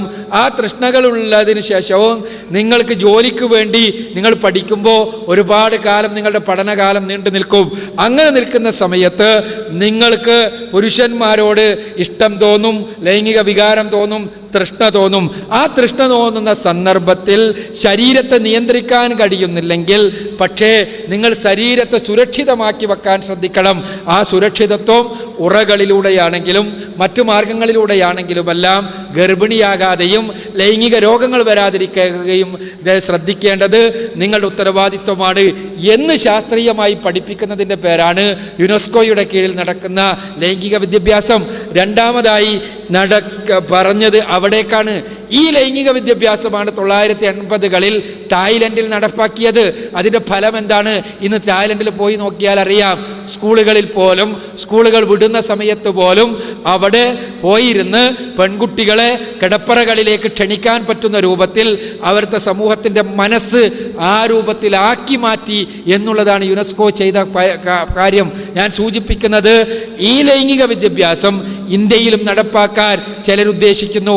ഈ വാർത്തകളെ പ്രത്യേകമായി എടുക്കുകയും അത് നമ്മുടെ മനസ്സിൽ പ്രത്യേക ചർച്ചകളിലേക്ക് കൊണ്ടുപോവുകയും ബുദ്ധിജീവി സമൂഹത്തിൽ ഈ രൂപത്തിലുള്ള മാനസികമായ തലങ്ങൾ സൃഷ്ടിക്കാൻ ശ്രമിക്കുകയും ചെയ്യുകയാണ് നമ്മുടെ മാധ്യമങ്ങൾ ചെയ്യുന്നത്. ചുരുക്കത്തിൽ ഗുജറാത്തിലെ സംഭവമാണെങ്കിലും അതിനുശേഷമുള്ള പെണ്ണുങ്ങൾക്കെതിരെയുള്ള സംഭവങ്ങളാണെങ്കിലും ദിവസേന നടന്നുകൊണ്ടിരിക്കുന്ന സംഭവങ്ങളാണെങ്കിലും എല്ലാം എല്ലാ സമയത്തും ഇങ്ങനെ കാണിച്ചാൽ അതിലൊരു പ്രാധാന്യം ഉണ്ടാകില്ല. അതുകൊണ്ട് തന്നെ ഡൽഹി സംഭവത്തെ പ്രത്യേകമായി എടുക്കുകയും അതിന് പബ്ലിസൈസ് ചെയ്യുകയും അതിൻ്റെ പേരിൽ ചർച്ചകൾ ഉണ്ടാവുകയും അതിൻ്റെ പേരിൽ കലാപങ്ങൾ ഉണ്ടാവുകയും അതിനെതിരെയുള്ള പ്രതിഷേധ സമരങ്ങൾ ഉണ്ടാവുകയും അവസാനം ചർച്ചകൾ നടന്ന് ബുദ്ധിജീവി സമൂഹം 2 തീരുമാനത്തിലെത്തുകയും ചെയ്തു. ഒന്ന് ലൈംഗിക ഉദാരീകരണം, മറ്റൊന്ന് ലൈംഗിക വിദ്യാഭ്യാസം. രണ്ടും എന്തിനാ? മുതലാളിത്ത ലോകത്തെ ആളുകൾക്ക്, സാമ്രാജ്യത്വ ലോകത്തെ ആളുകൾക്ക് നമ്മുടെ പെൺകുട്ടികളെ ആസ്വദിക്കാൻ പറ്റുന്ന രൂപത്തിൽ ഒരുക്കി നിർത്തുന്നതിന് വേണ്ടിയുള്ള സമർത്ഥമായ കെണികളാണ് ഇവിടെ ഉണ്ടാക്കപ്പെട്ടുകൊണ്ടിരിക്കുന്നത്. അത് തിരിച്ചറിയാനാണ് നമ്മൾ ശ്രമിക്കേണ്ടത് എന്നാണ് എനിക്ക് സൂചിപ്പിക്കുവാനുള്ളത്. അസ്സലാമു അലൈക്കും. എൻ്റെ പേര് ഷമീർ, പള്ളിക്കര സ്വദേശിയാണ്. എനിക്കൊരു ഉദാഹരണത്തിലൂടെ ചോദിക്കേണ്ട ഒരു ചോദ്യമാണ്. ഒരു പട്ടിയെ ആക്രമിക്കുകയാണെങ്കിൽ ആ പട്ടിയെയാണ് നമുക്ക് കെട്ടിയിടുന്നത് എന്ന് പറഞ്ഞ പോലെ ഒരു പുരുഷൻ ആക്രമിക്കുകയാണെങ്കിൽ ആ പുരുഷനെ നിയന്ത്രിക്കുകയാണ് അതിന് ചെയ്യേണ്ട പോംവഴി. അല്ലാതെ സ്ത്രീകളെ വസ്ത്രധാരണം മര്യാദക്കാക്കിയത് കൊണ്ട് മാത്രം പരിഹാരമാകുമോ എന്നതാണ് എൻ്റെ ചോദ്യം.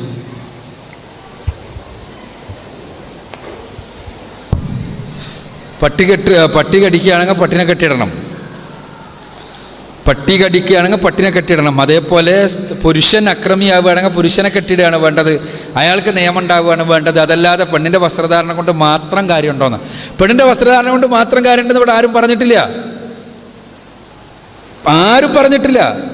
നമ്മൾ പ്രത്യേകം മനസ്സിലാക്കണം. ഇത് ഈ നിരന്തരമായി നമ്മൾ മീഡിയകളിലൂടെ കടന്നു വന്നുകൊണ്ടിരിക്കുന്ന ചോദ്യമാണ് എൻ്റെ സുഹൃത്ത് ചോദിച്ചിട്ടുള്ളത്. പട്ടിയെ പേപ്പട്ടികൾ നാട്ടിലുണ്ട്, അതിനെ പിടിക്കണം, അതിനെ കെട്ടിയിടണം. പക്ഷേ പേപ്പട്ടികളെ കെട്ടിയിട്ടതിന് ശേഷം മാത്രമേ ഞാൻ സുരക്ഷിതനാകൂ എന്ന് വിചാരിച്ചിട്ട് റോട്ടുമൽ പട്ടികൾ അലഞ്ഞു തിരിയുന്നുണ്ട് എന്നുള്ള വസ്തുത അറിഞ്ഞതിന് ശേഷവും മുറ്റത്ത് സുഖമായി കിടന്നുറങ്ങുന്ന ഒരു മനുഷ്യനെ, കാലും കയ്യും നീട്ടി കിടന്നുറങ്ങുന്ന മനുഷ്യൻ, അയാൾക്ക് റാബീസ് വന്നതിന് ശേഷം പട്ടി കടിച്ചിട്ട് റാബീസ് വന്നിട്ട് ഇങ്ങനെ വറക്കുമ്പോൾ അയാൾക്കൊന്നും പറഞ്ഞിട്ട് കാര്യം ഉണ്ടാകില്ല. അയാൾ സ്വയം സംരക്ഷിക്കണ്ടേ? കള്ളന്മാരെ പിടിക്കല്ലേ വേണ്ടത്, കള്ളന്മാരെ നിയന്ത്രിക്കല്ലേ വേണ്ടത്, കള്ളന്മാർക്കെതിരെയുള്ള നിയമമല്ല ഉണ്ടാകേണ്ടത്. കള്ളന്മാരെ പിടിക്കാത്ത പോലീസിനെതിരെ നമുക്ക് സംസാരിക്കാം. പക്ഷേ എന്നിട്ട് നമ്മളെന്താ ചെയ്യണത്? നമ്മൾ നമ്മുടെ സമ്പാദ്യം ഒന്നും ശരിക്ക് അലമാരയിലിട്ട് പൂട്ടാതെ തുറന്നു വെക്കുന്നു. എന്നിട്ട് പറയാണ് ഇത് ഞാൻ തുറന്നു വെക്കും. എന്താ? കള്ളന്മാരെ ശരിക്കും നോക്കണ്ടേ? പോലീസിൻ്റെ ഉത്തരവാദിത്തല്ലേ? അവർ ശരിക്കും നോക്കണ്ടേ? അവരല്ലേ പിടിക്കേണ്ടത്, അവരല്ലേ കെട്ടിയിടേണ്ടത്, അവർക്കെതിരല്ല നിയമം വേണ്ടത്. എല്ലാം ശരിയാ. പക്ഷെ നമ്മളെ മുതൽ പോയാൽ പോയത് തന്നെ, വേറെ രക്ഷയുണ്ടാവില്ല. ഇതേപോലെ സ്ത്രീകൾക്കെതിരെ ആക്രമിക്കുന്ന പുരുഷന്മാർക്കെതിരെ നിയമം വേണം, നടപടി വേണം. പക്ഷേ ഈ ആക്രമിക്കപ്പെടുന്നത് കൊണ്ട് ആർക്കാണോ പ്രയാസം? സ്ത്രീക്കാണ്. ആ പ്രയാസമുള്ളയാൾ അതിനുള്ള പ്രതിരോധം കരുതി വെക്കുക തന്നെ വേണം. ആ പ്രതിരോധമാണ് അവളുടെ വസ്ത്രം. ആ പ്രതിരോധം കരുതി വെക്കാതെ, അതിന് പ്രതിരോധിക്കാൻ തയ്യാറാകാതെ എൻ്റെ ശരീരം വേണമെങ്കിൽ ഉപയോഗിച്ചോ എന്ന രൂപത്തിൽ തുറന്നിടുകയും എന്നാൽ അക്രമം നടക്കുമ്പോൾ മാത്രം അതിനെതിരെ പുരുഷനെ പിടിച്ചു വെട്ടണ്ടേ എന്ന് പറയുകയും ചെയ്യുന്നത് ഒരു തരത്തിലുള്ള അടിസ്ഥാനരഹിതമായ വാദമാണ്. തീർച്ചയായും ഏത് രംഗത്താണെങ്കിലും എത്ര പ്രലോഭിപ്പിക്കപ്പെട്ടാലും പുരുഷൻ ആക്രമിക്കാൻ പാടില്ല. ആക്രമിക്കുന്ന പുരുഷനെതിരെ ശക്തമായ നിയമം വേണം.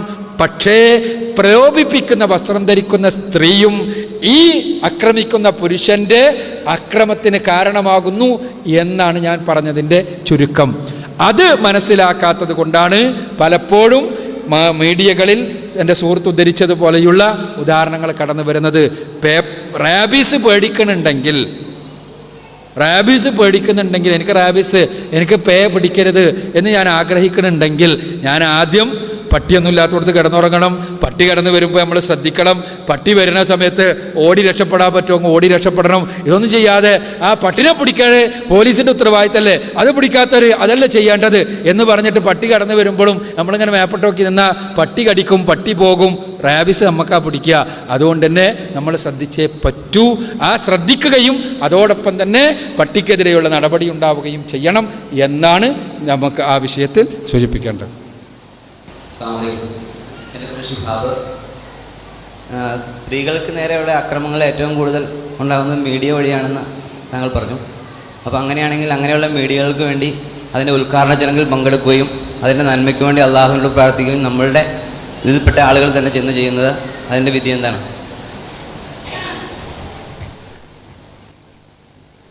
മീഡിയയാണ് പെണ്ണിനെതിരെയുള്ള അതിക്രമങ്ങൾക്ക് കാരണങ്ങളിലൊന്നെന്ന് പറഞ്ഞു. അതിൻ്റെ ഉദ്ഘാടനത്തിനും ചടങ്ങിനെല്ലാം സംബന്ധിക്കുന്നതിൻ്റെ വിധി എന്താണെന്നാണ് ചോദ്യം. വിധി പറയൽ എൻ്റെ പണിയല്ല, അത് പണ്ഡിതന്മാർ ചെയ്യേണ്ടതാണ്.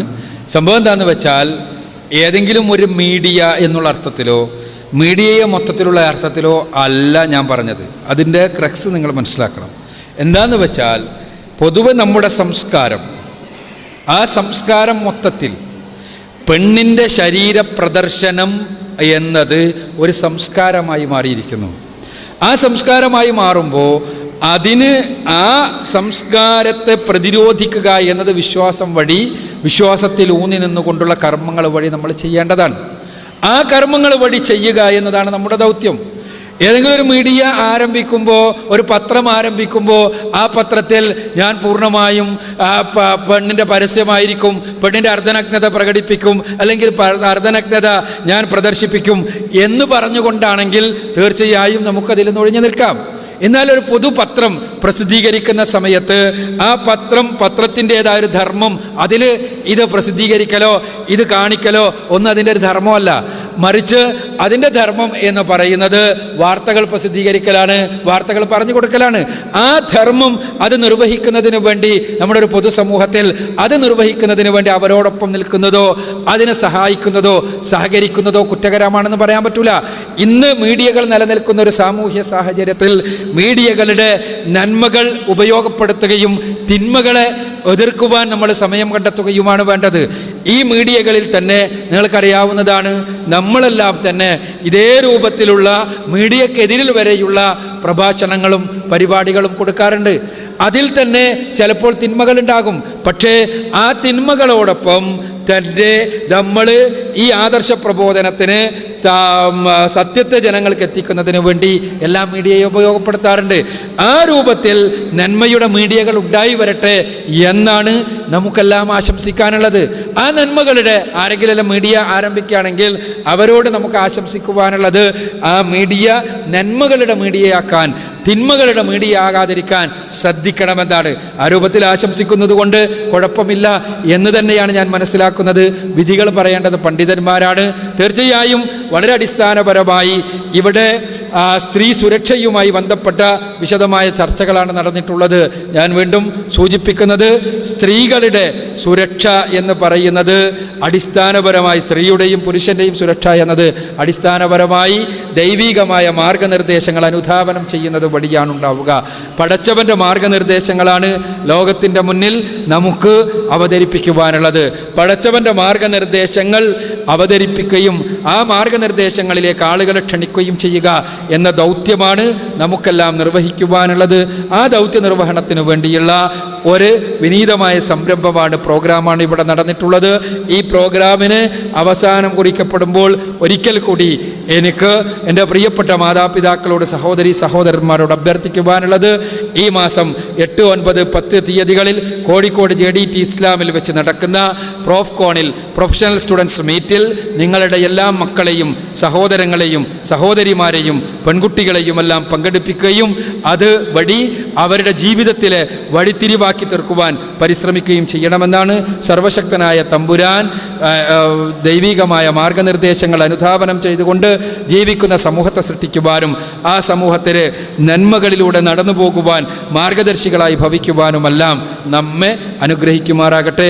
വാഹൃദവാൻ അൽഹംദുലില്ലാഹി റബ്ബിൽ ആലമീൻ. അസ്സലാമു അലൈക്കും.